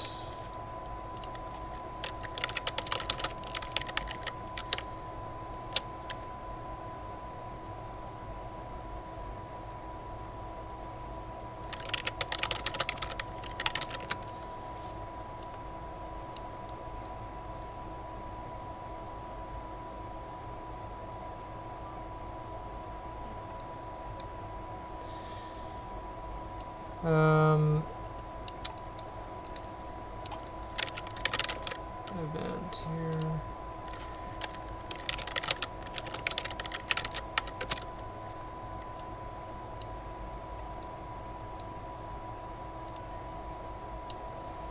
That part's pretty easy. It's just taking this list and setting it to empty.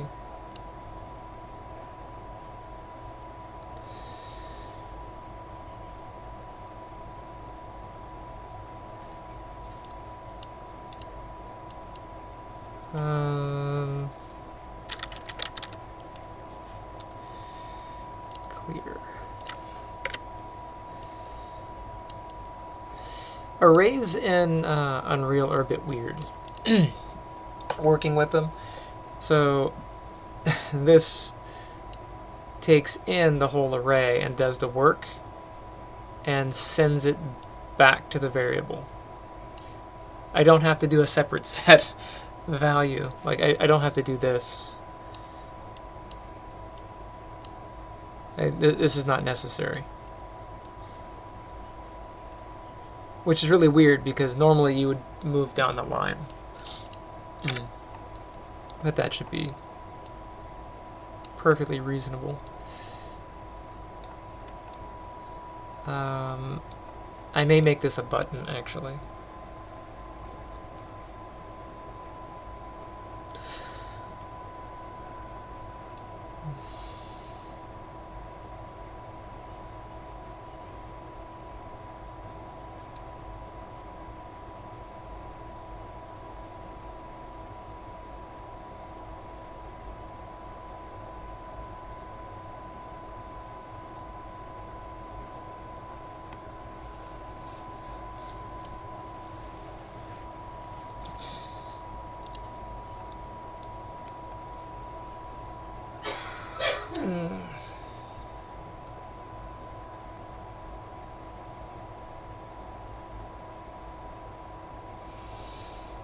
When I create a message, I do want to clear the messages. But when do I want to clear them? I think I'm just going to have them clear at the beginning of the new turn. So I'll have that callable. So I can start here.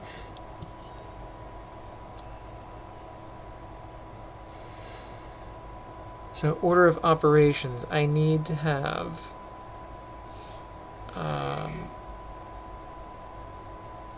that scroll box.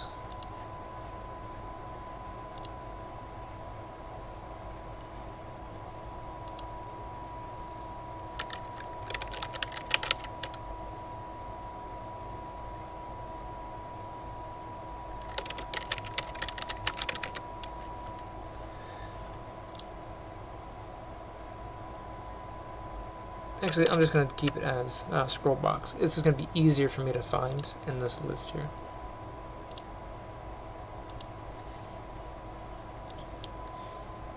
So I will get this scroll box.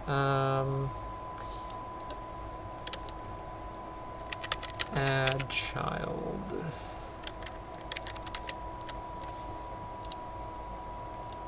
Okay. So this I'm going to need.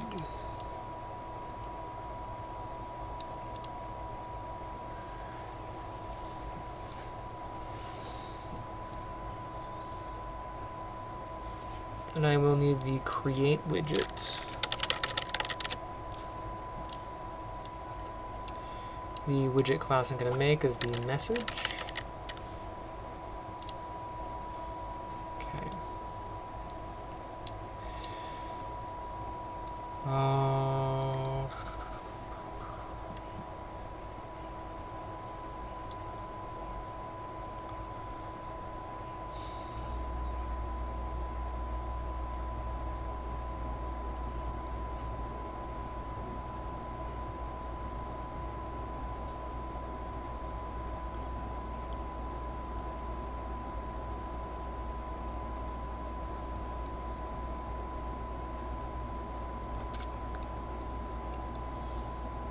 I think I'm going to want to expose its creations on spawn.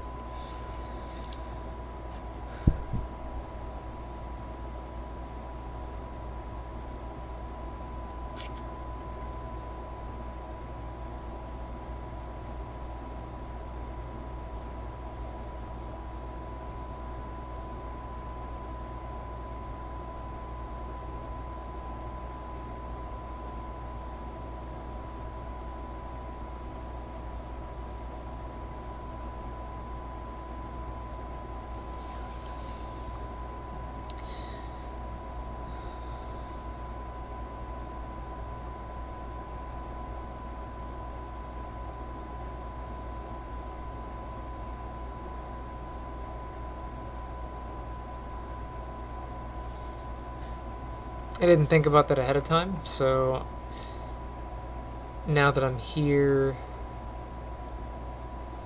the only thing that really needs to be exposed on spawn is this message variable.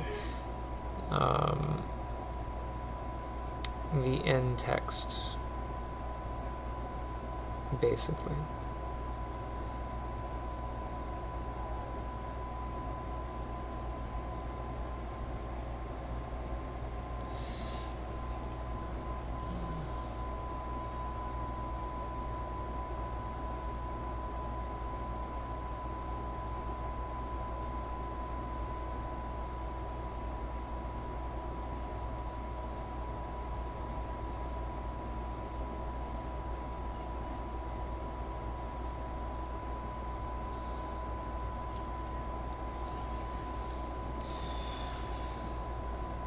Do I need to create a variable and store it? I think I'm okay with having a message bank.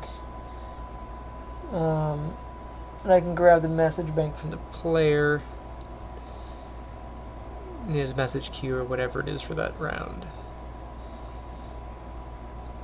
I can probably grab them from that and read it forward.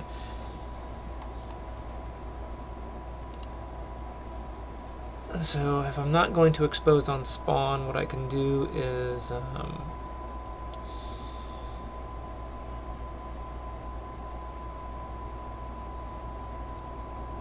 can output each one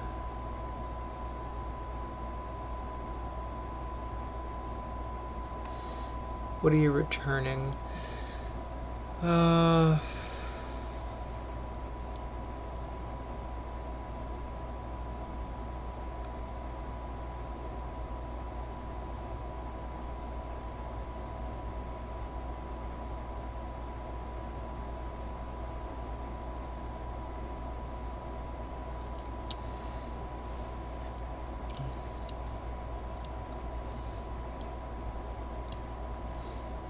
So after here, we can take the array.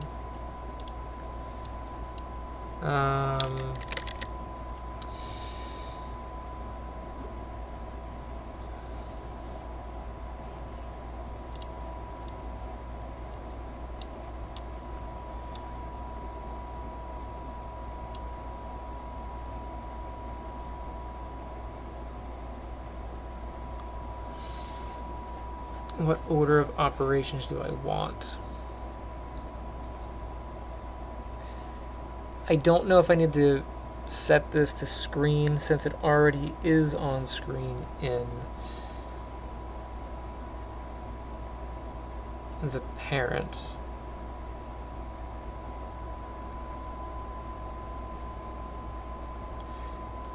Does this have an option to clear children?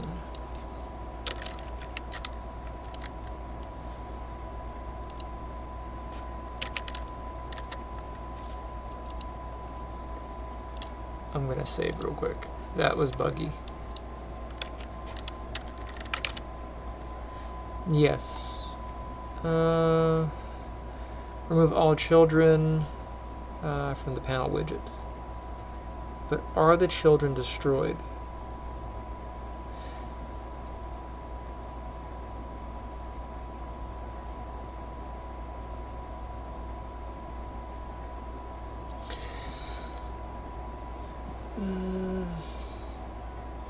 That's going to be an important question because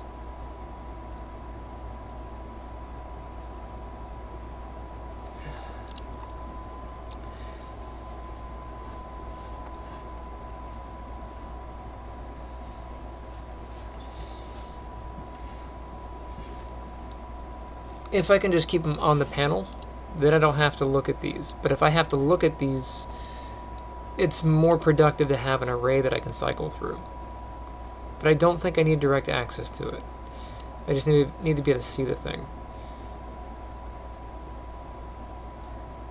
So let me skip this part. And I may skip that. Instead, we will go straight in. So normally I would create a variable version of the widget that is made before passing it in here.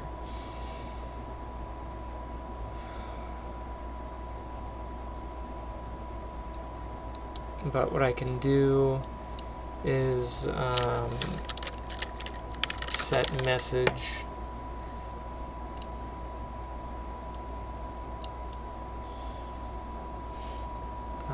like that.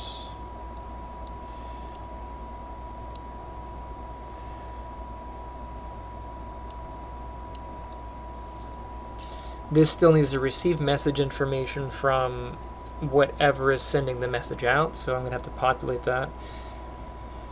For the index,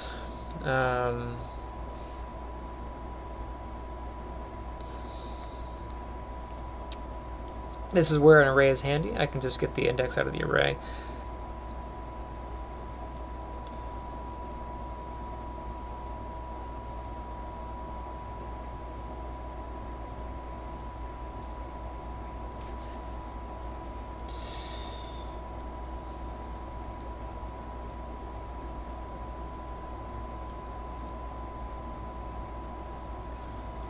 Because from the array, if I do that and I add,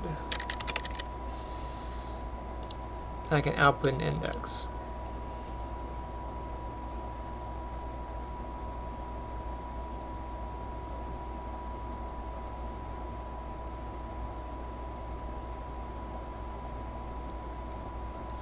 And then I don't have to keep a manual count.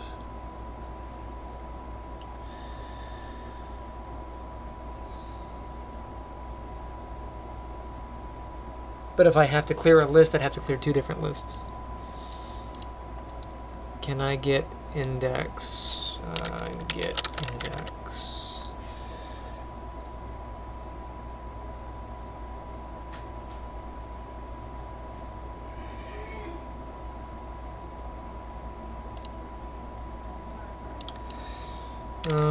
Get children.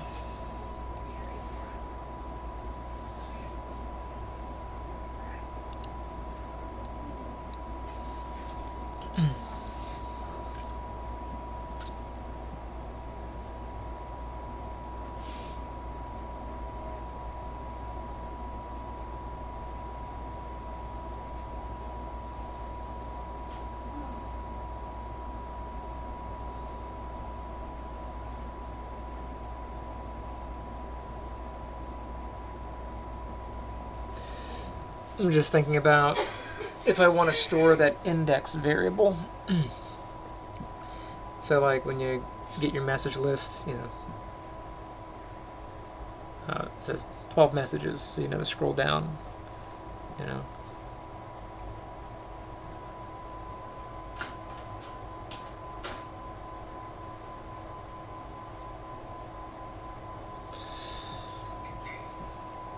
I could store that as a separate number,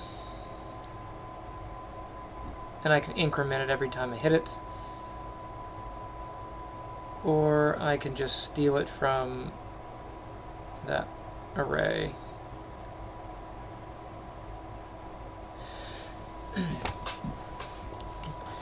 For the sake of memory management, I think I can get access to the children here. And I don't want to use this array. Let's make an index variable.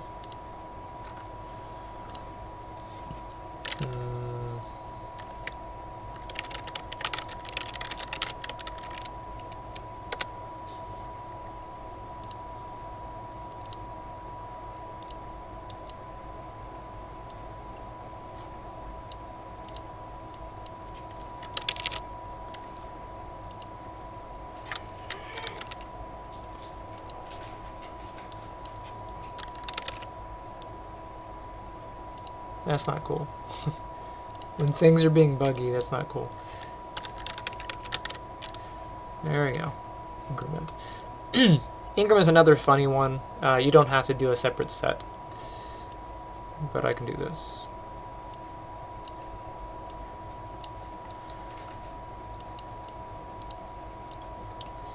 By the way, if you do expose on spawn, you can have this information coming into the message.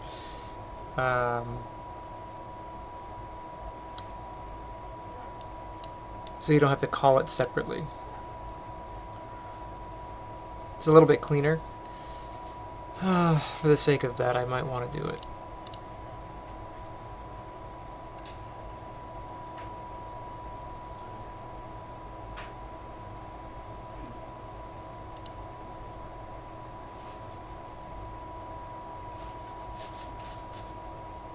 No, because then I have to have separate variables for it. And there's no reason for this to hang around with extra information on it.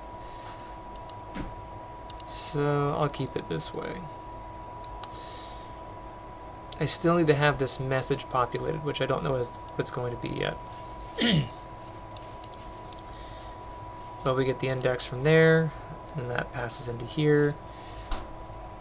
I still don't think I need to make this visible. I think that happens automatically, since the other object is already on screen.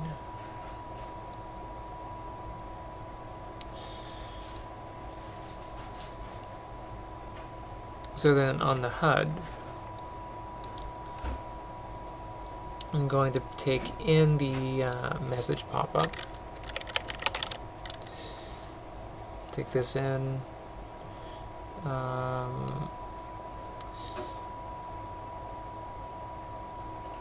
I've got my border. I have an overlay. This vertical box is that. That vertical box is that. Separate border, separate border.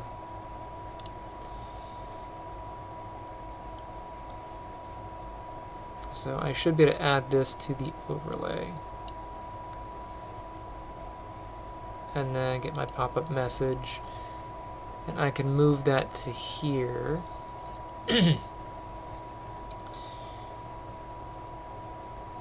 But this will be hidden.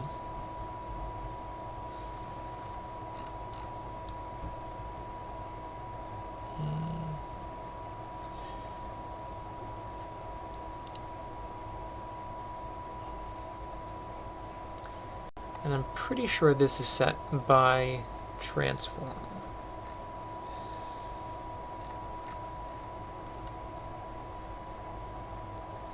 Transform pivot 50-50 with an anchor at the bottom, right? I don't see where the anchor is.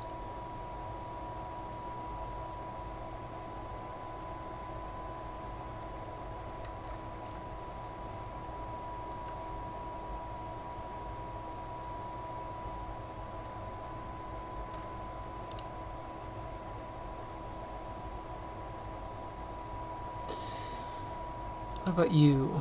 You are set using 0, 0, pivot 0.5.5.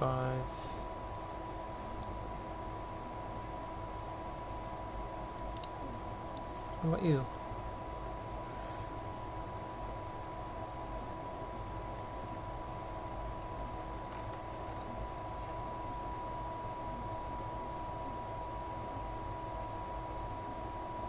Interesting. I don't see how I had those arranged.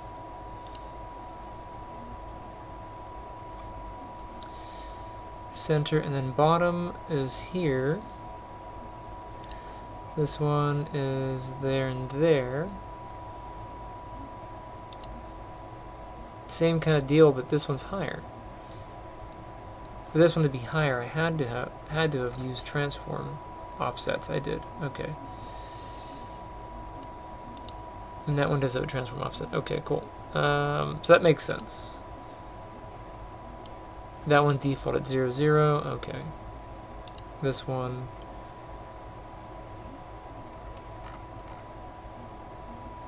All the way to the wall and bottom. Okay. So this one here, I'm going to want center, center.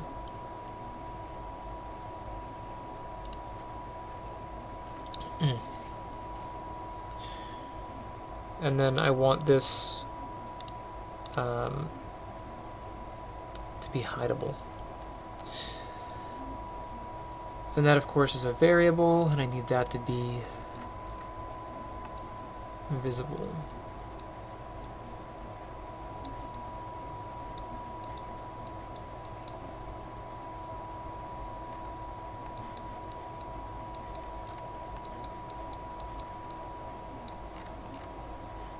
Into event.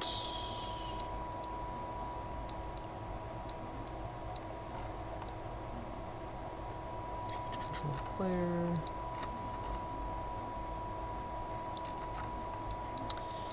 I know I have a create message in here somewhere.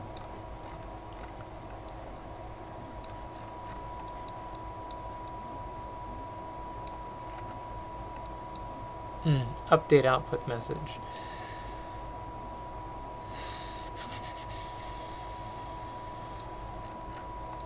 I need to create a message log object.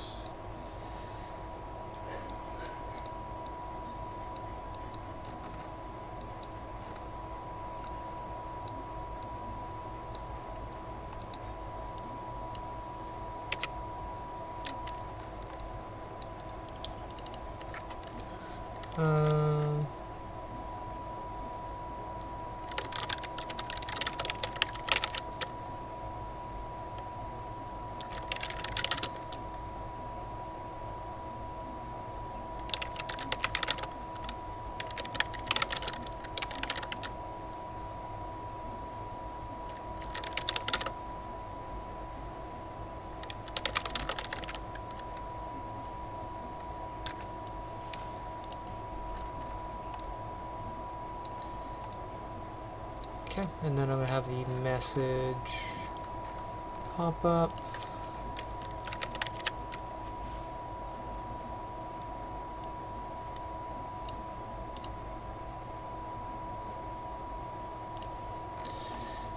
All right.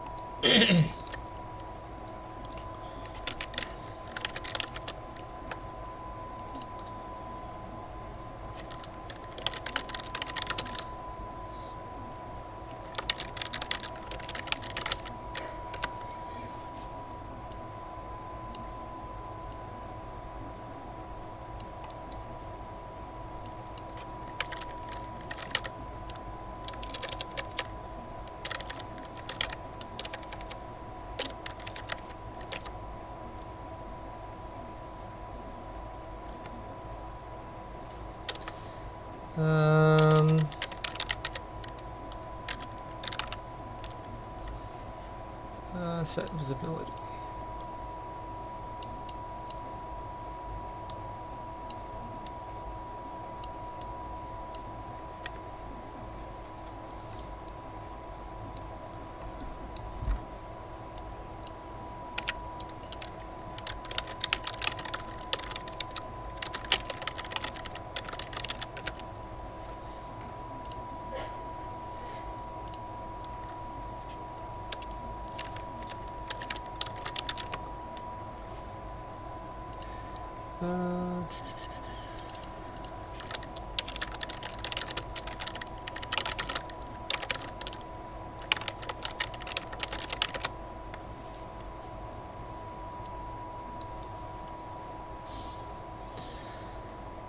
I need to set the default of this, whoops, to hidden.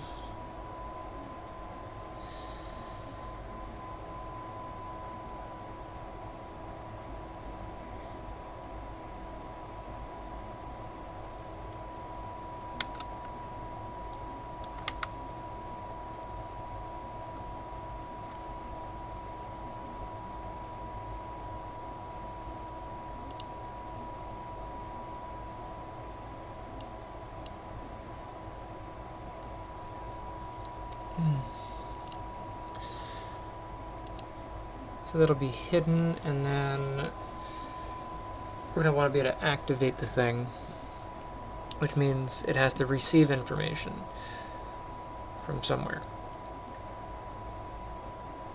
That's always a trick, right?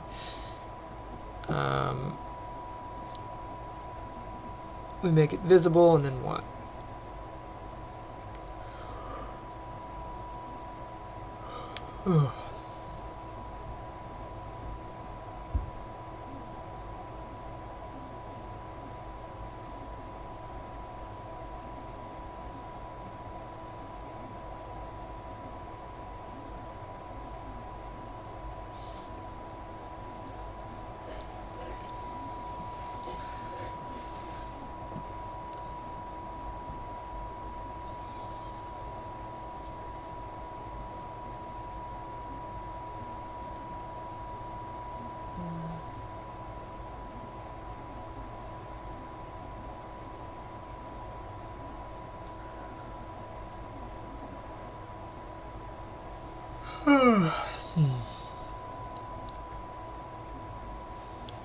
Construction messages would go here. Right now they're on the little in-game pop-up.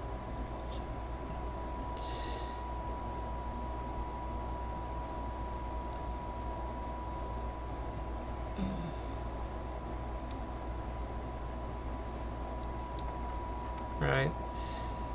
So all the construction bay messages would go there.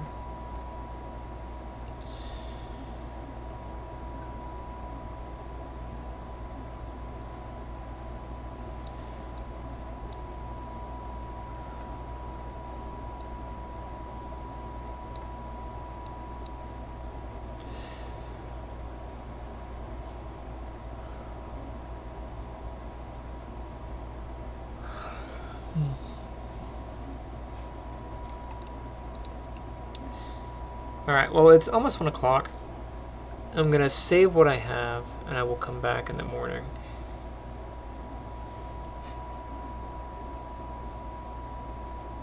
I'm sort of on a tangent anyway. I was supposed to be making the message for winning, and actually I think that's what I'll hook up.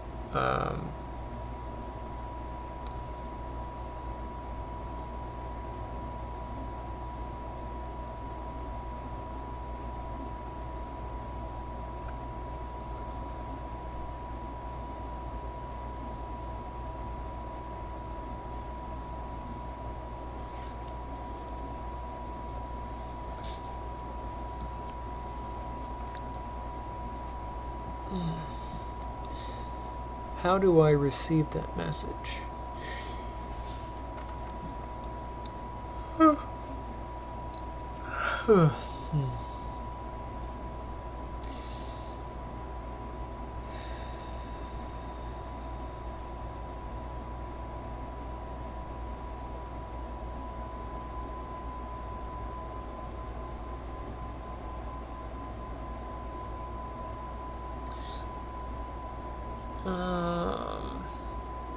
I think it needs to be a delegate.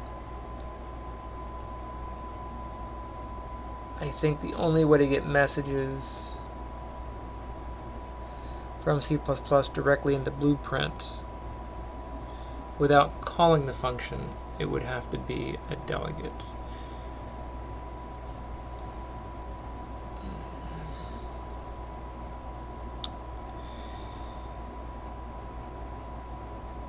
I think. But I'm tired, so me thinking is not very good. I mean, me thinking when I'm not tired isn't very good.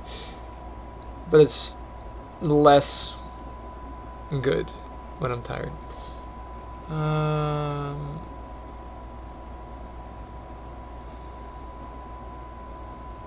Because the check win condition will fire whenever a planet is destroyed or a planet is captured.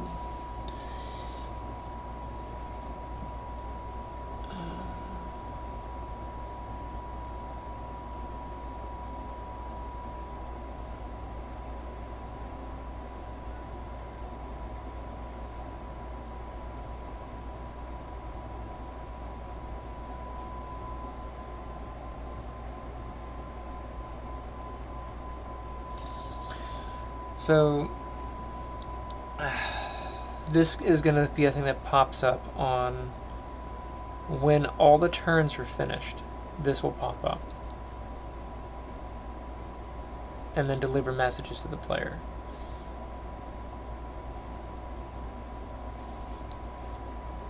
So I can connect this message box to the button for ending the turn, and it will have to check to see if all the turns have been taken, and if all the turns have been taken, then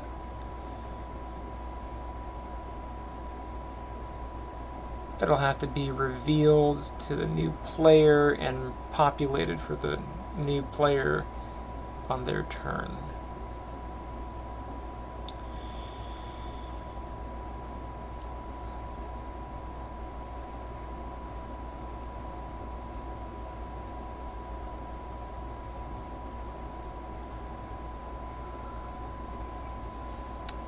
So I also need a button to hide this pop-up log. That's on the OK button that I'm going to hit from there.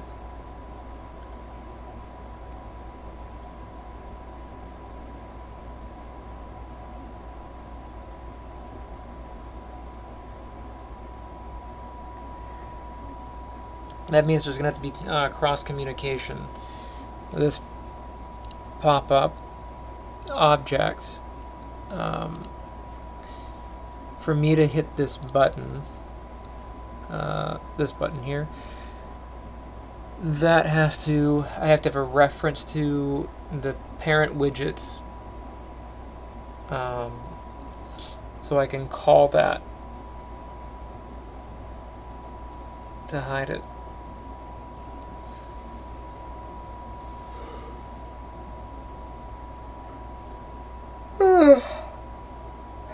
I don't have to create those widgets separately, so I should just be able to display. So I'm going to need a reference. Player HUD reference.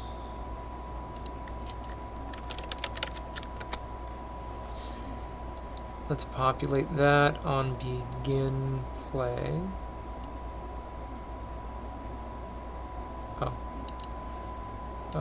This needs to be player HUD.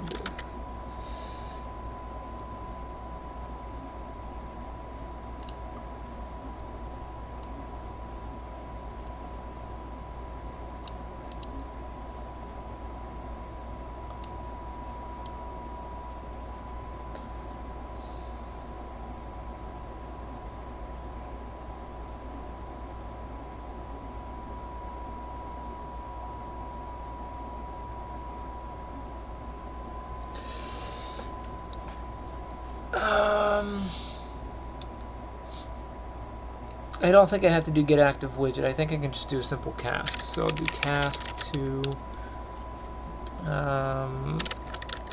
player HUD.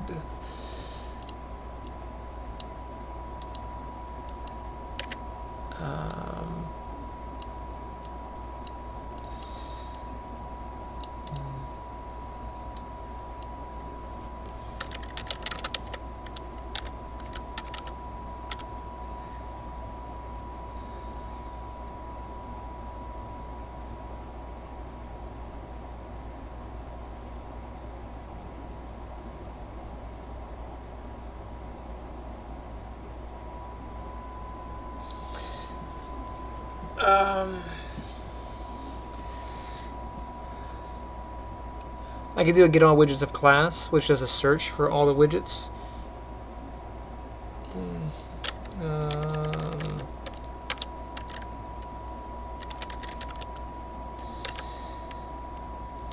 Maybe I can't search that way. Why is it?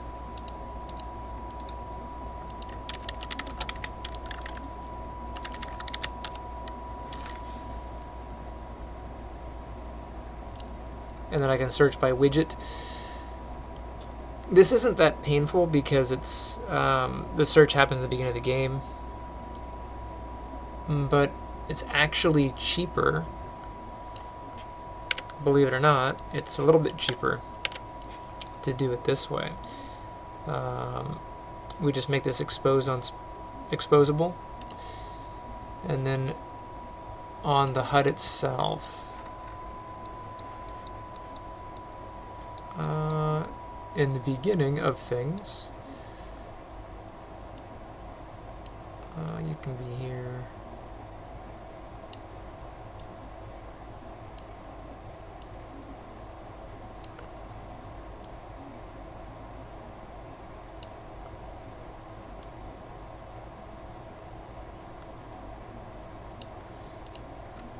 And these are all separate events that could be, you know, whatever. I don't need the tick.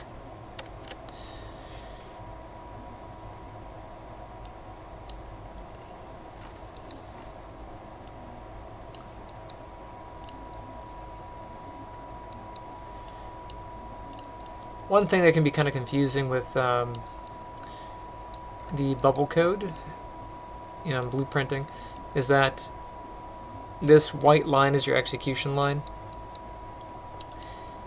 The next thing that needs to be executed is the next thing in line. They do not always have to be related to each other. However, you do have to pay attention to how execution is going to happen. So if you have a branching event, for example, this has a cast failed option, and this only executes if the cast is successful, which means nothing else in line will happen. It will just break the game. If it were okay for this to fail, then you would run cast failed out. However, it's not okay that this fails. If this fails, I need to know, because you can't play the game if that's not there.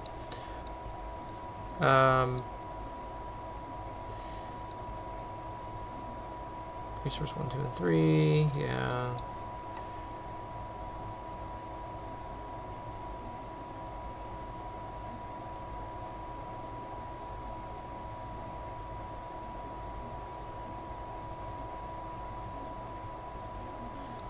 And well, that's interesting.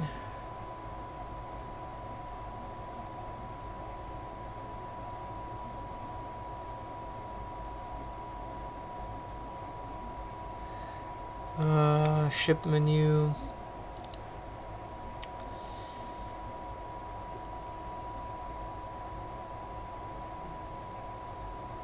I'm tired, so this looks weird, but that's basically what I'm doing for that. Wherever that is. Where's my message in the bottle? Message pop-up. Yes. We need to set player HUD reference.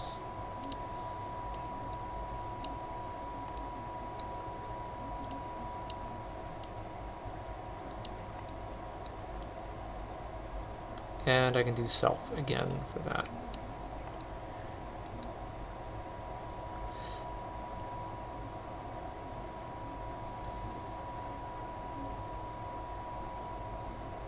Yeah.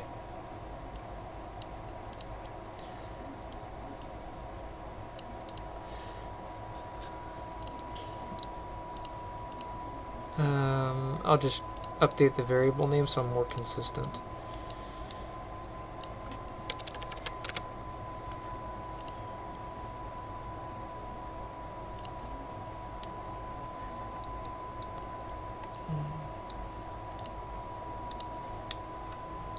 Okay, cool.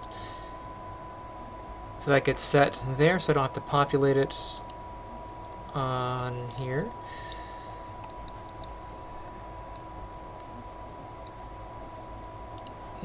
When to call it. This needs to be displayable. On the beginning of a turn.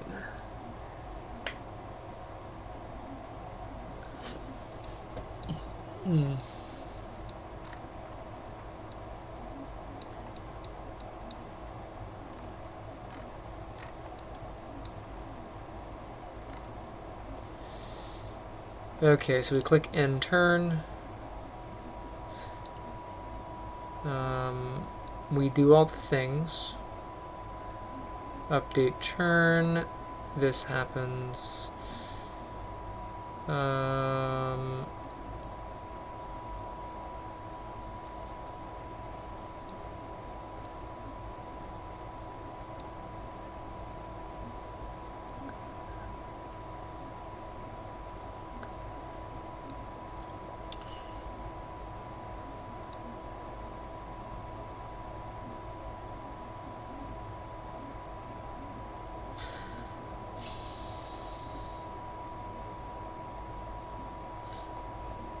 I'm going to have to test this with the network set up. But basically,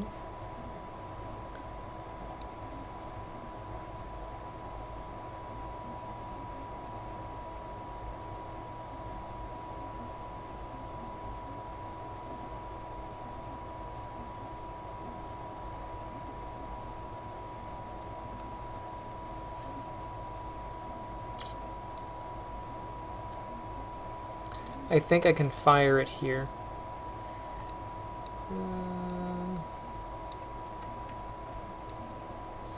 It doesn't need to happen on the CPU side. So if it's not the current player,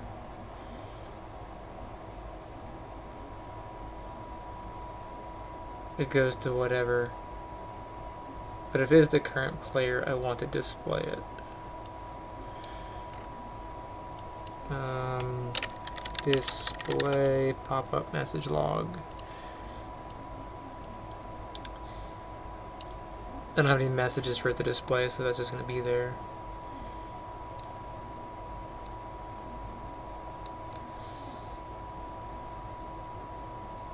And I think that's going to be the same case here. Whenever that fires, all this goes through, and we get this. So that should be the same. So as is right now, if I play, I should be able to see that message.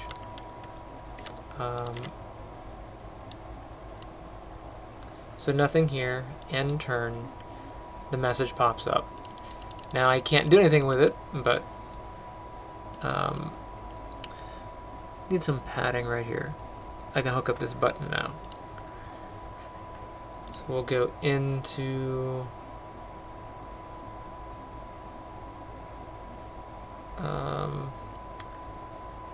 I didn't think I closed them. I didn't.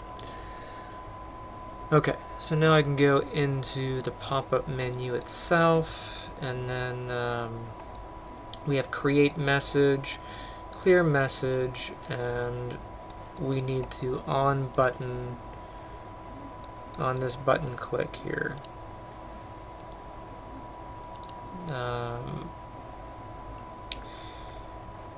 There is an on clicked and on pressed. We'll do on clicked.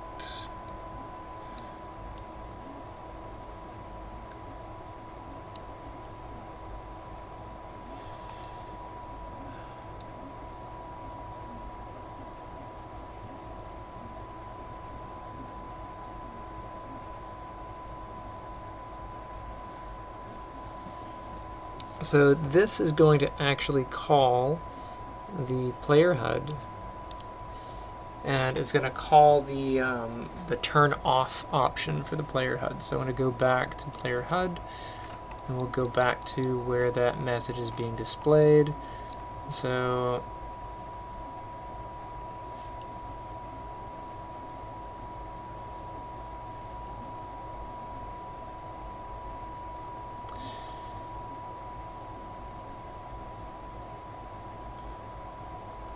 and I have this set as display, but I think I'll change it to show and hide. So show pop-up message log, and I'll make a custom event, and we'll do this as hide pop-up message log.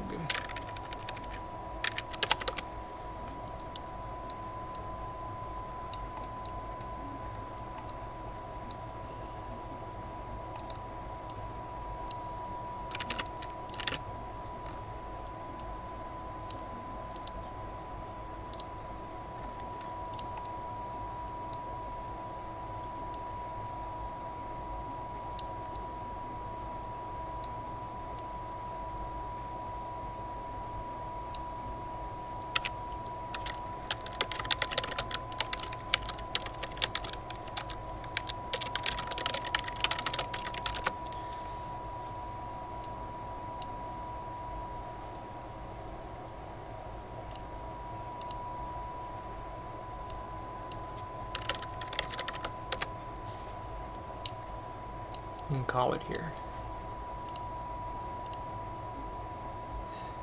So if I play,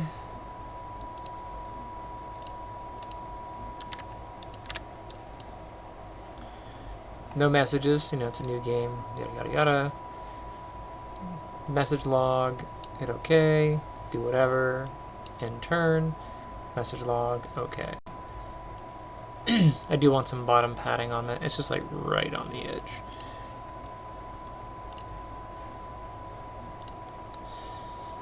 Living on the edge. Display.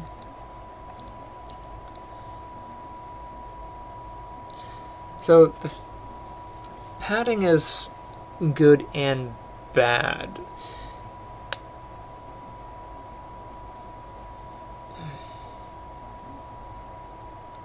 I think it'll be just better if I have a spacer at the bottom than to put padding on just the button.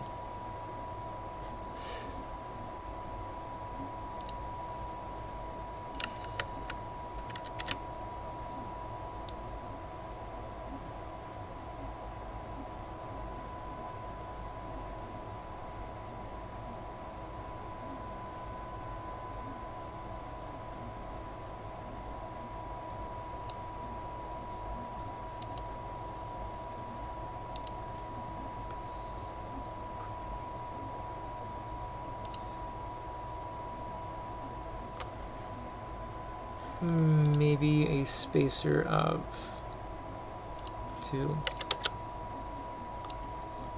Nothing too much, just a little bit.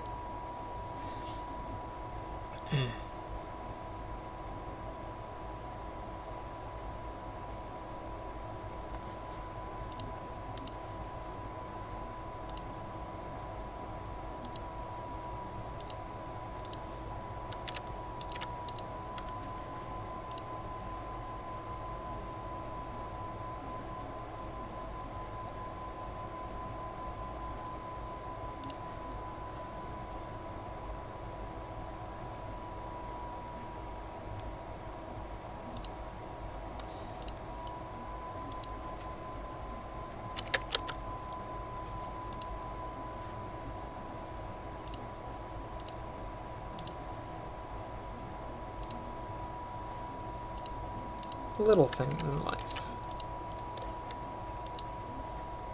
Yeah, so it's just enough padding on the edge to make it look substantial. And then whatever message comes here.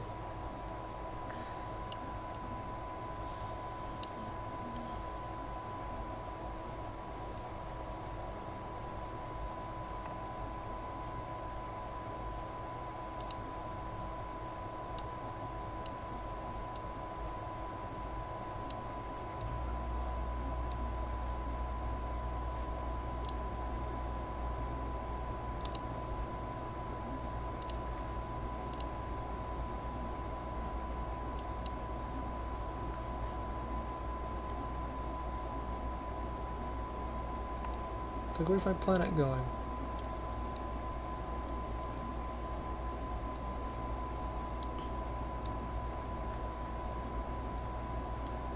Kind of looks like an ovum, you know? You ever seen, Look Who's Talking? When the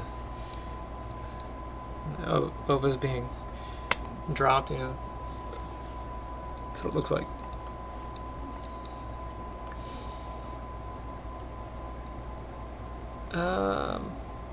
Yeah, that looks decent.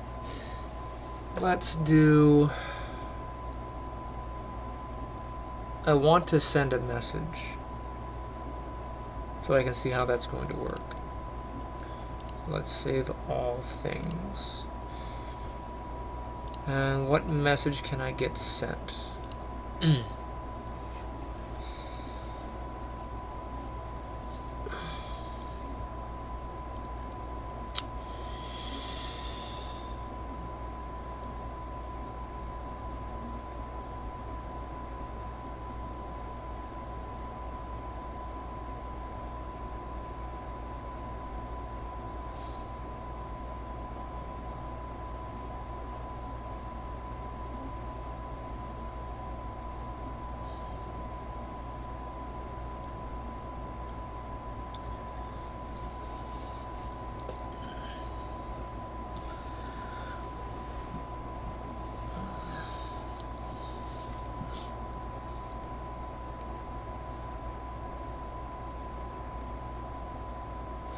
So I keep going back and making comparisons to Conquest just because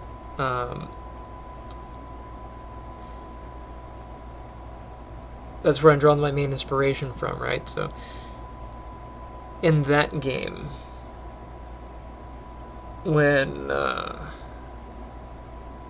planet was captured, everybody saw, like, Player 1 captured Planet 5, right? But I want that to be secretive. I don't want everybody to know.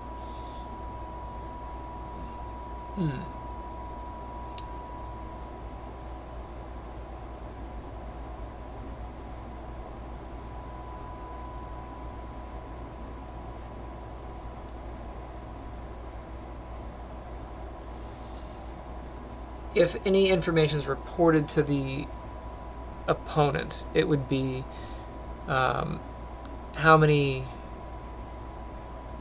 it would be information that directly pertains to the opponent. You know, you lost a planet, or you gained a planet, or you destroyed X amount of ships from such and such player. But it wouldn't be like such and such player lost X amount of ships. It would be ones that you had a hand in.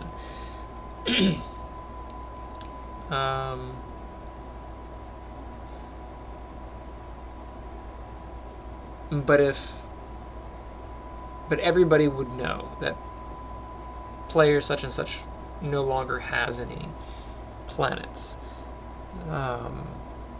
So that would be fine. I'm going to have to organize lists of information how I want to distribute that. Alright. So how can I get that information now?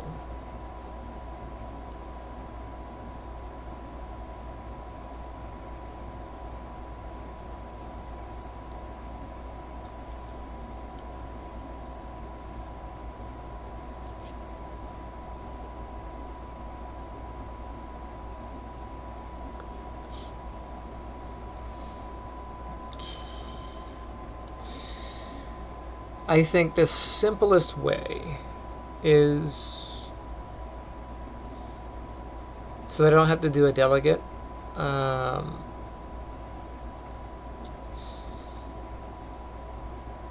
have a list on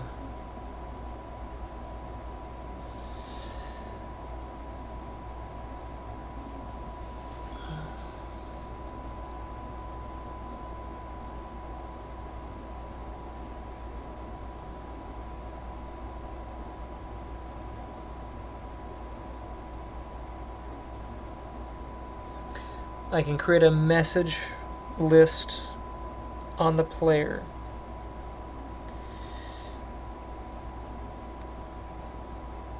And I can output messages to the player on actions. And then I can have those actions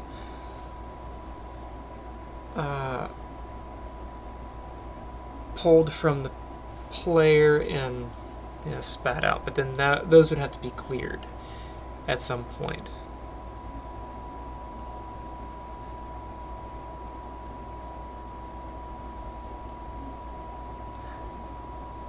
I mean, we could keep a full log of all messages throughout the game. We could do that, full transcript. It's a lot of data, though.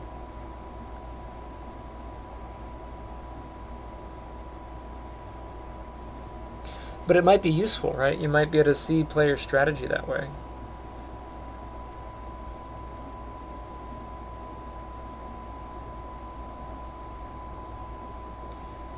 But what about feature creep, right? You don't want to feature creep everything. So I want to save. I want to really make sure that everything's saved, because when I close this, it's dead. So menus are closed, and then I can close this. If you go in here and you stop it and you don't save anything, it's just dead. So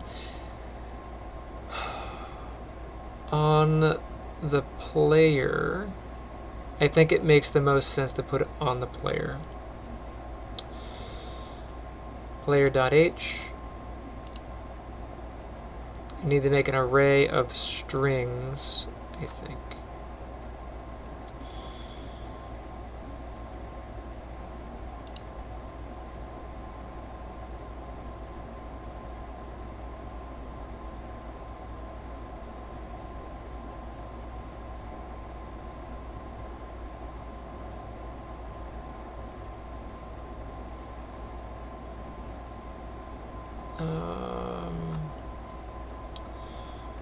Planet categories, camera category. I think it'll be a gameplay category.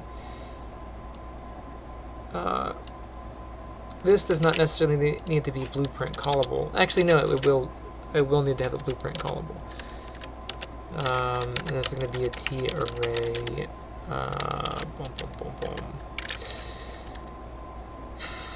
String.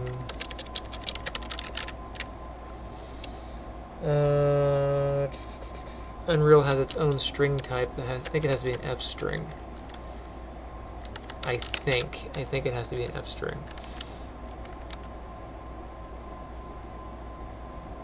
Yeah. Why are you being a...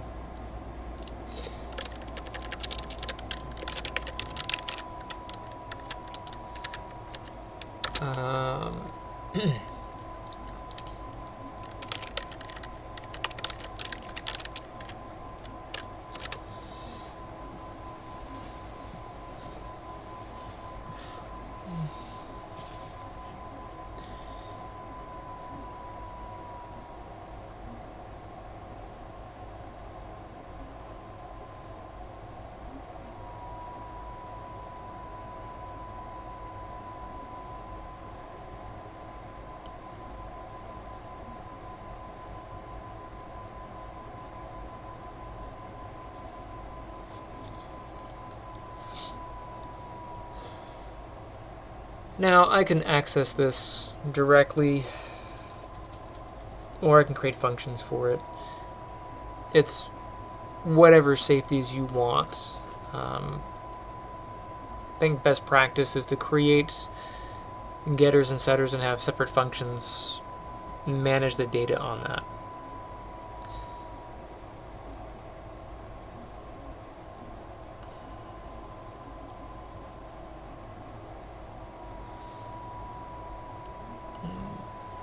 But what I would need for that,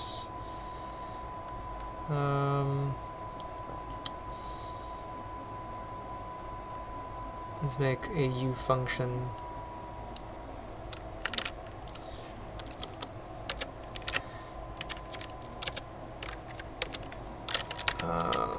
Void, and this will be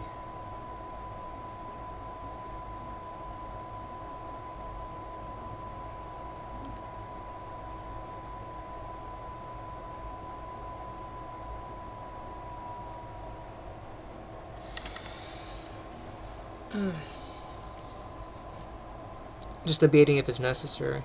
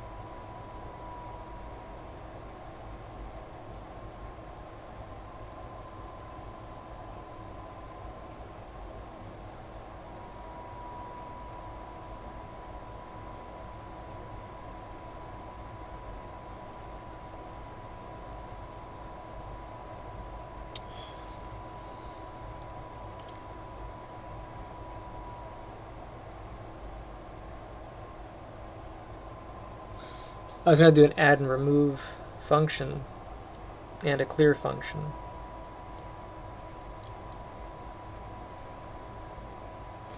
In this particular instance, I'm going to forgo that. We'll see if it bothers me.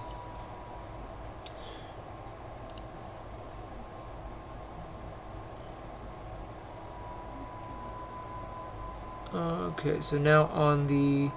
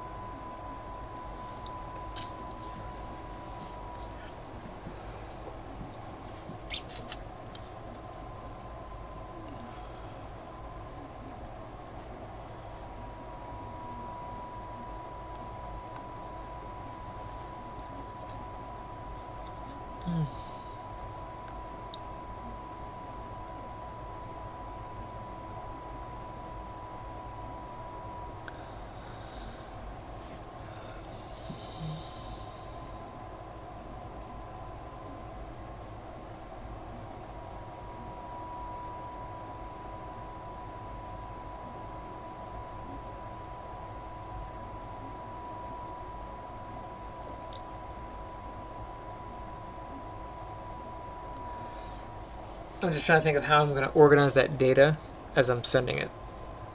So like I can, for example, add planet to the list.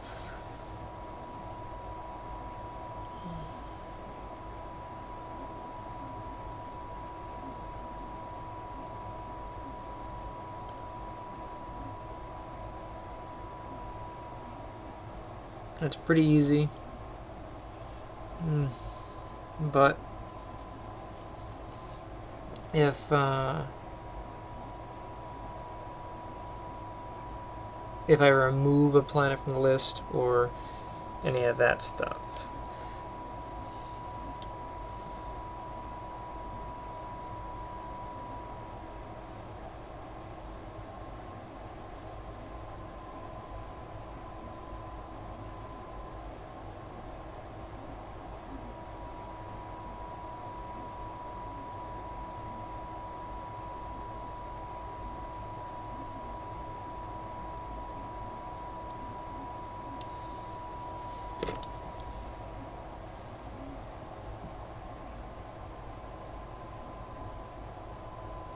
So let's go to player, and I'll just do it here to see what happens.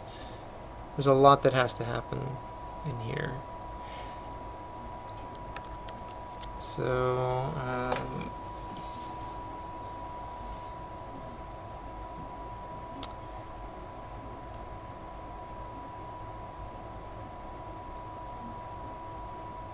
yeah.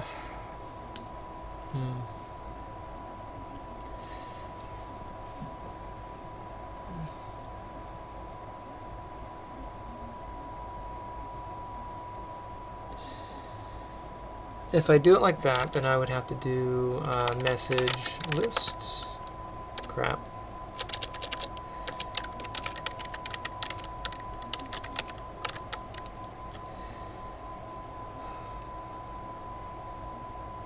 I have to, before I use this array,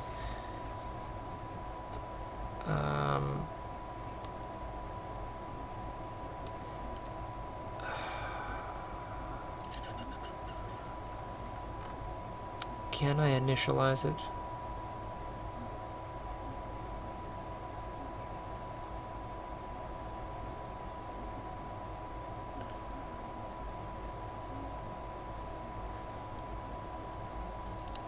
I think I have to initialize on in the beginning.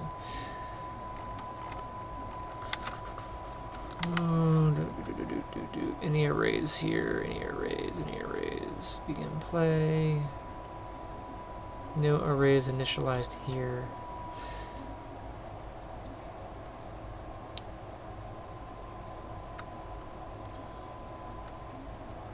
Player age, how many T arrays do I have? I've got a bunch. Own planet list, ship list.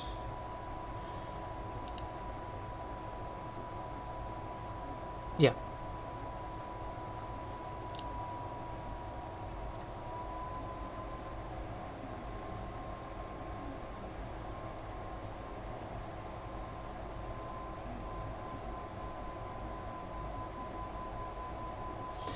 But I don't see the ship list being called here.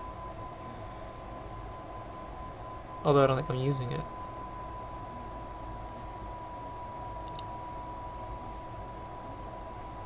Ships in transit. I'm not using it, that's why. Any other T arrays?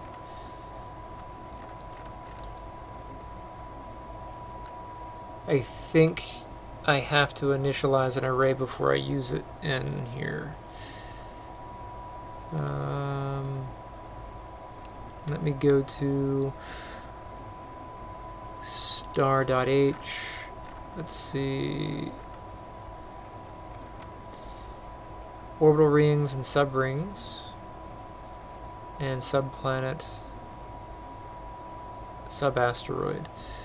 So let's go to star.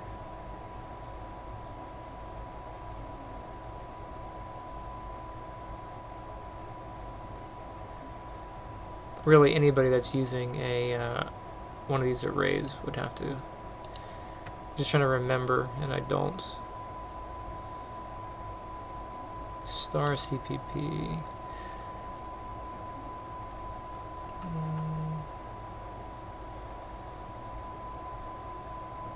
For those, begin play. No, I don't see anything that says I have to. I thought that was a thing, though. I thought arrays didn't come, the T arrays, I thought they didn't come in initialized, and you had to do something with them. There is another game mode.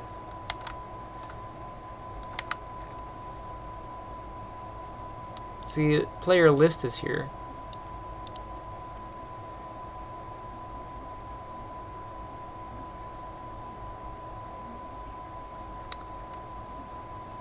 I think I have to, but I didn't in certain spots, which means I may have memory leaks if it's required, but I haven't had an error, so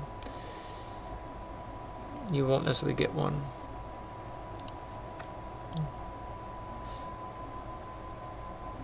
I'm going to go ahead and try using it and just see.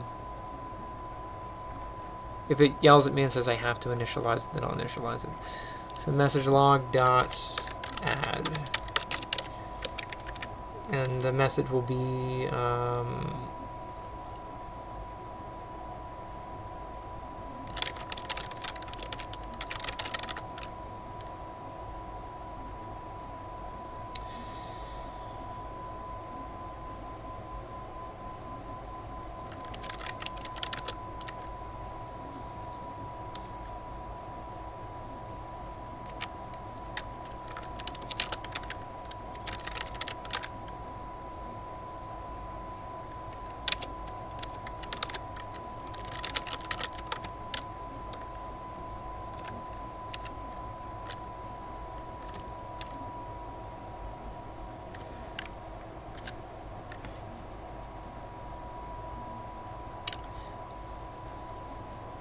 it's an F name.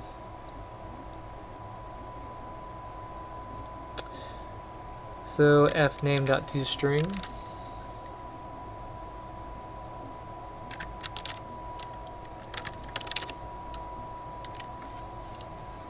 Jesus. Okay, you make things complicated, but interesting.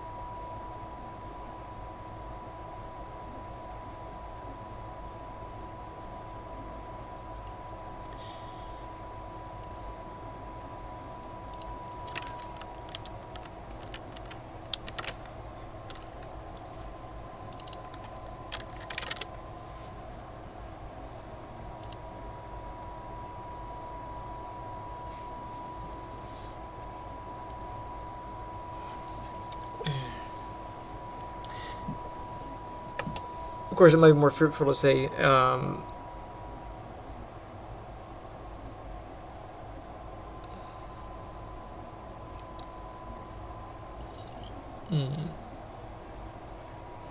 then I'd have to go if I wanted to get the other player's name.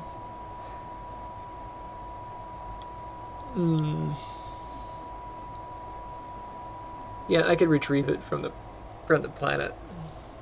The supplied planet, I can get the name.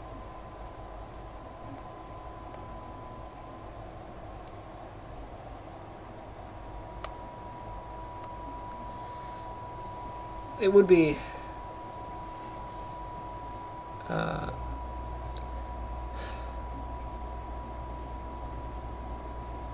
I'll have to decide if it's worth telling the player who took their stuff,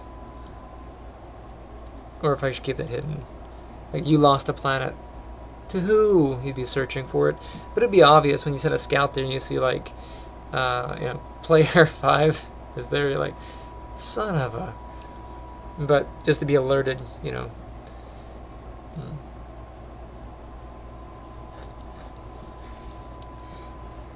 So if you were to own it, then I might do player 5 captured.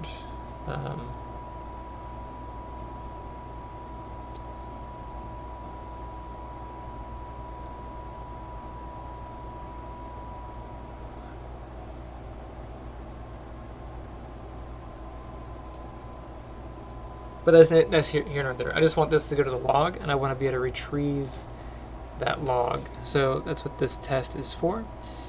I can work with the logistics of what's going to be said later. Let's just see if this will pop up. I didn't get an error.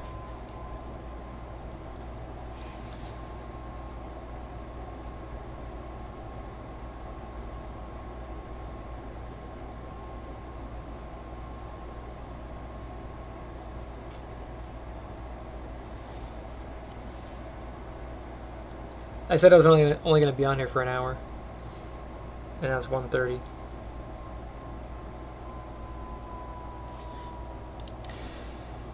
Okay.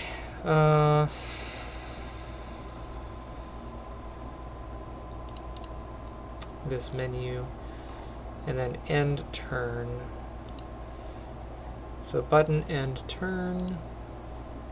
I need to know where that's at. Find reference.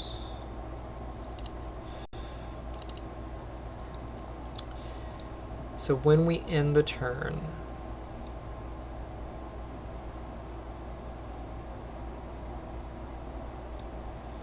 we get this supplied message log.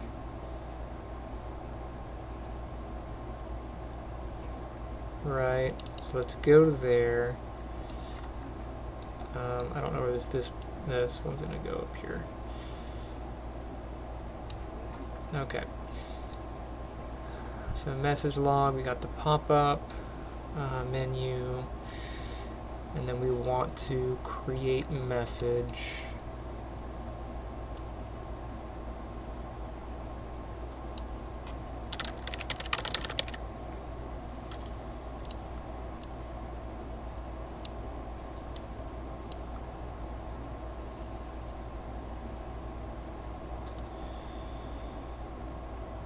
Right, but I need to supply this with information. And that information will be from the player, so where's the player?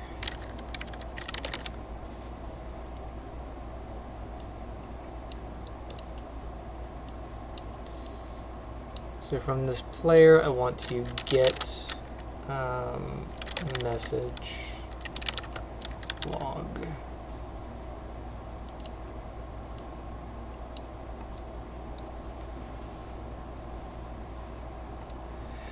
And this will be a for each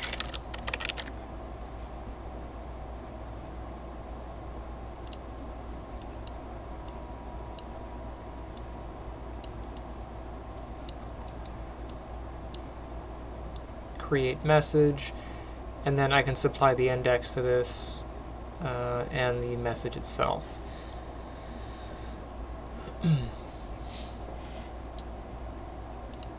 So that means on this guy, oh, it didn't actually open him. Message.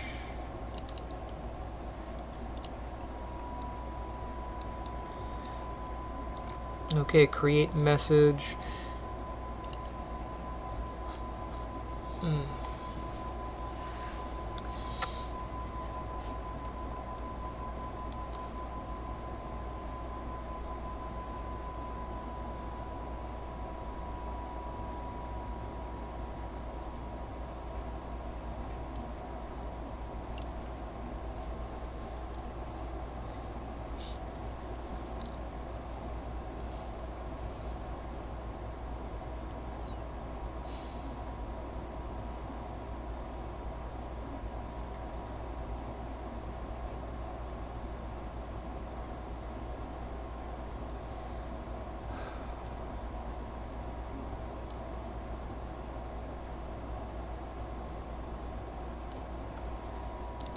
Am I having connection issues? I am.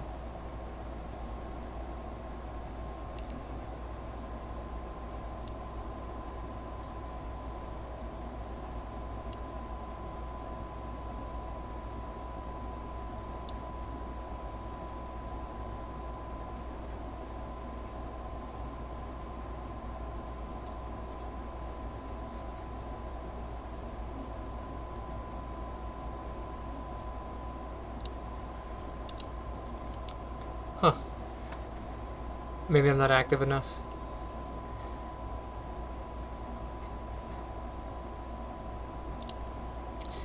Anyway, so what do I want to do here? I need to supply that.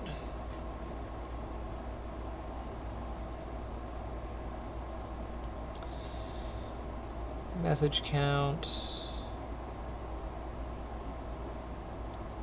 I might not need to keep this because I can supply it. Since it's coming off of an array from the player, I don't need to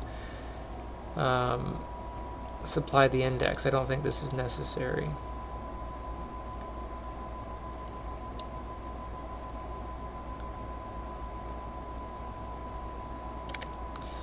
And what I'll do is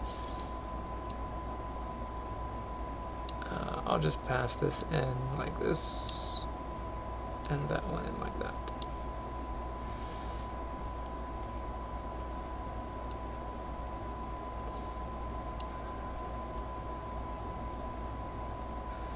And I kind of feel like I should just make this exposed on spawn.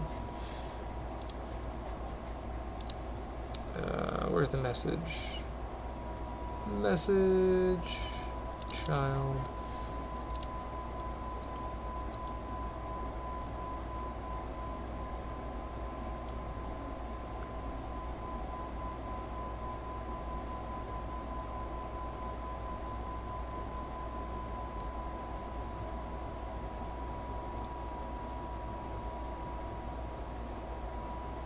It's whatever. It just bothers me to have this twice. But that'll work. I'm just handing stuff off, really. And then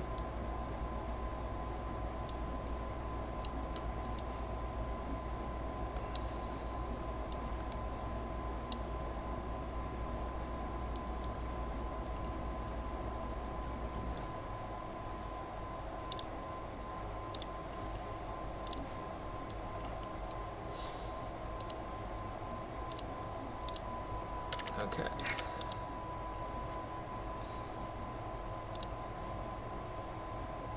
You gained unnamed. So the plant's unnamed, but I did gain the message. Cool. So now I'm going to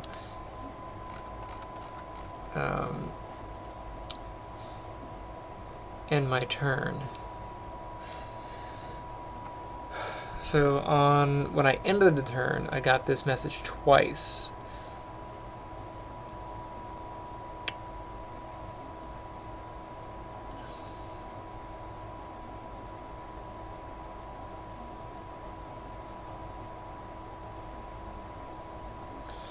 That happened because I didn't clear it from the last time.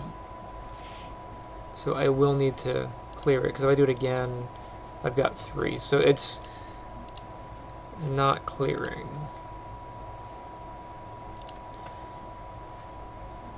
Alright, so on the pop-up,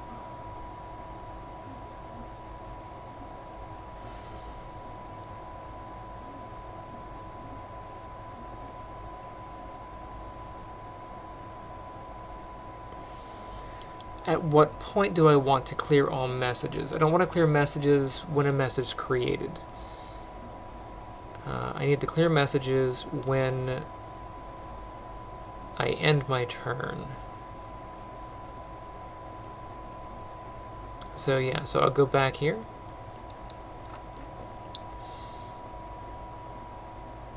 And just before I call this,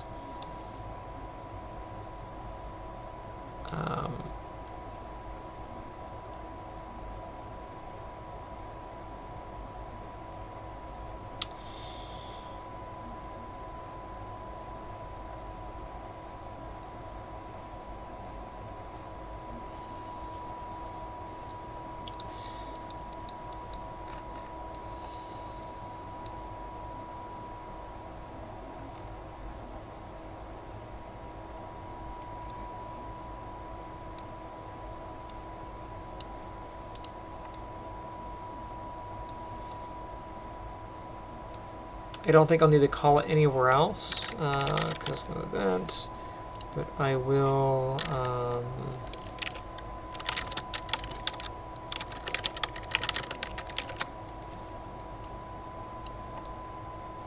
call this guy's thing for that.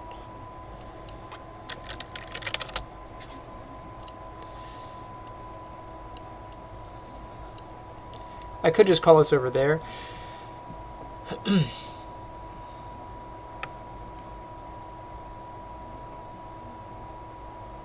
there is one extra step to come out this way.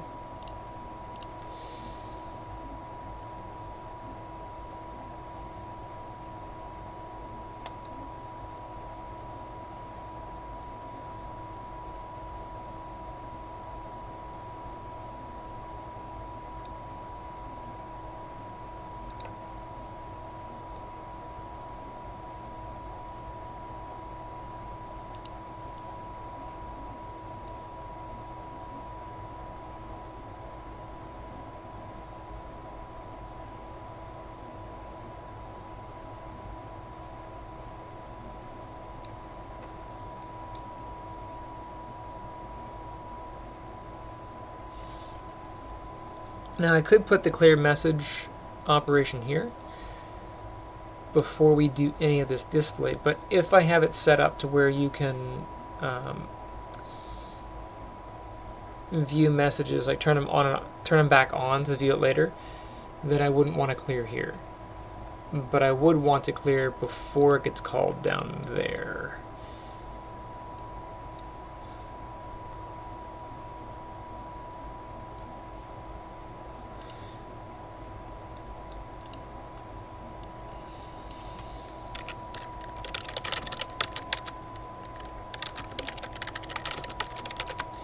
And I'm going to have this here.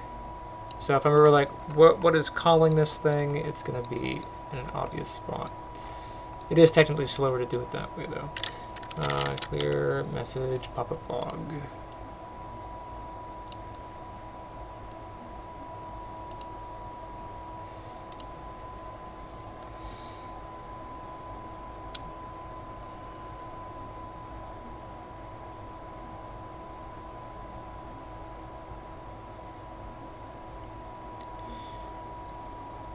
I still think it's going to have messages in the buffer though, because I would need to clear that on the player himself.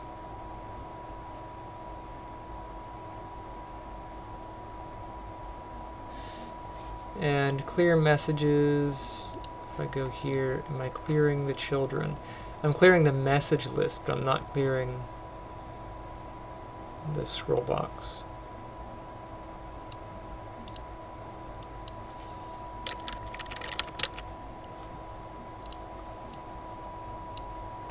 And I'm not using that array, so I can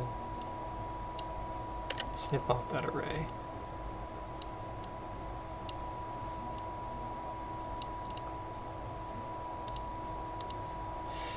I really could do it on this side. But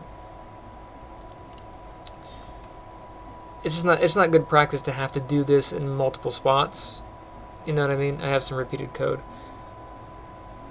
So I should find a way of cleaning that up. But let's see how this rolls.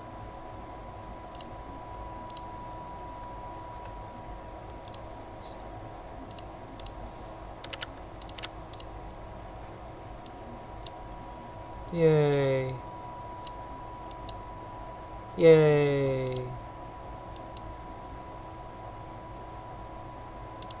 Now this is happening each time because there's still messages in the player's buffer of messages.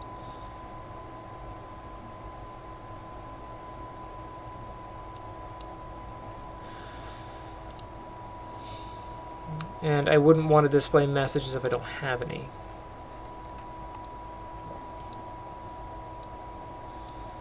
So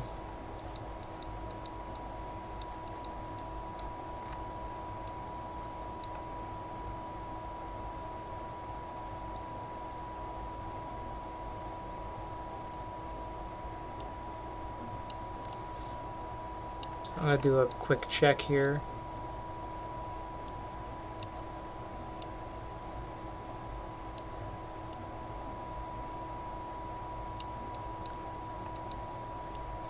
And technically I could do it here.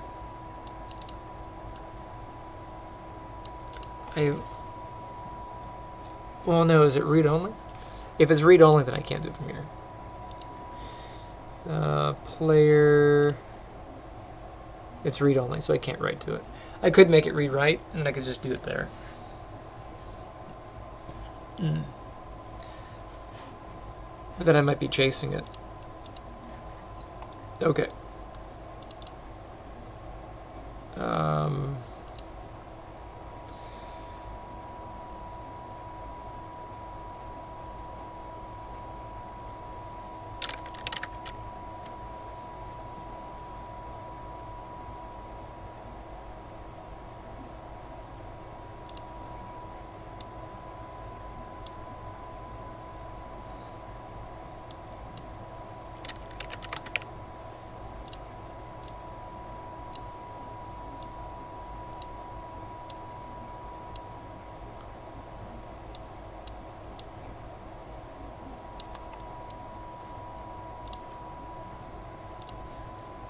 So it's not empty. Cool.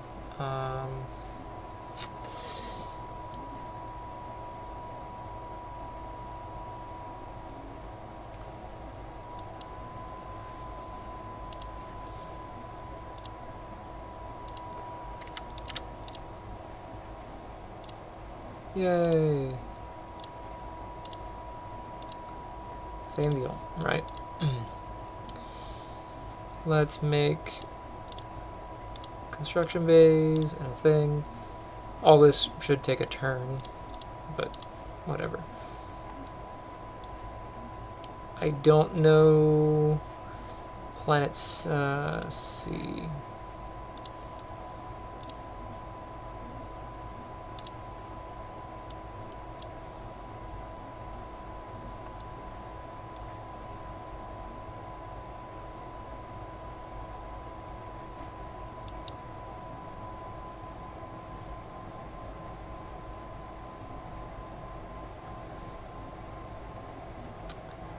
I got an index out of range.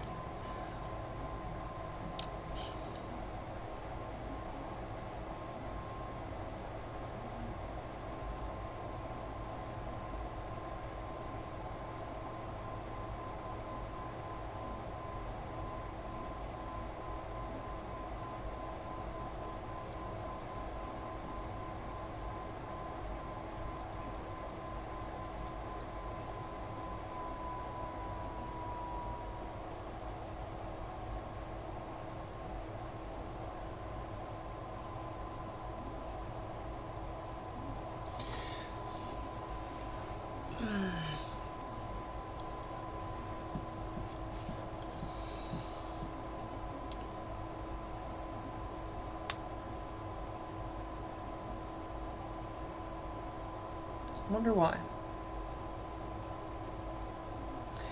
Wonder why there's an index out of range on that.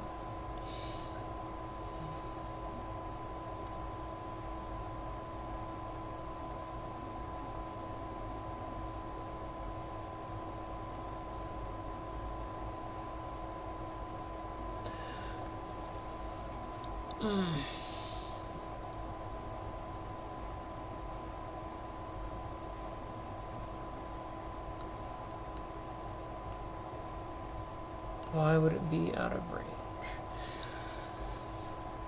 I'm not clearing it on the player yet. I haven't done that yet.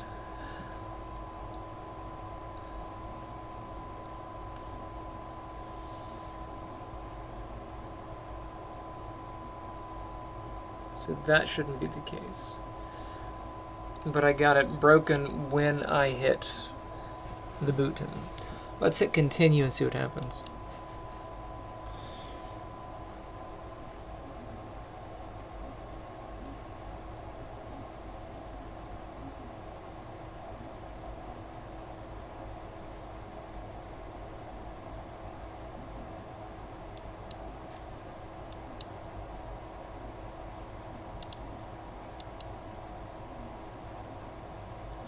I have you gained, but I don't have you lost.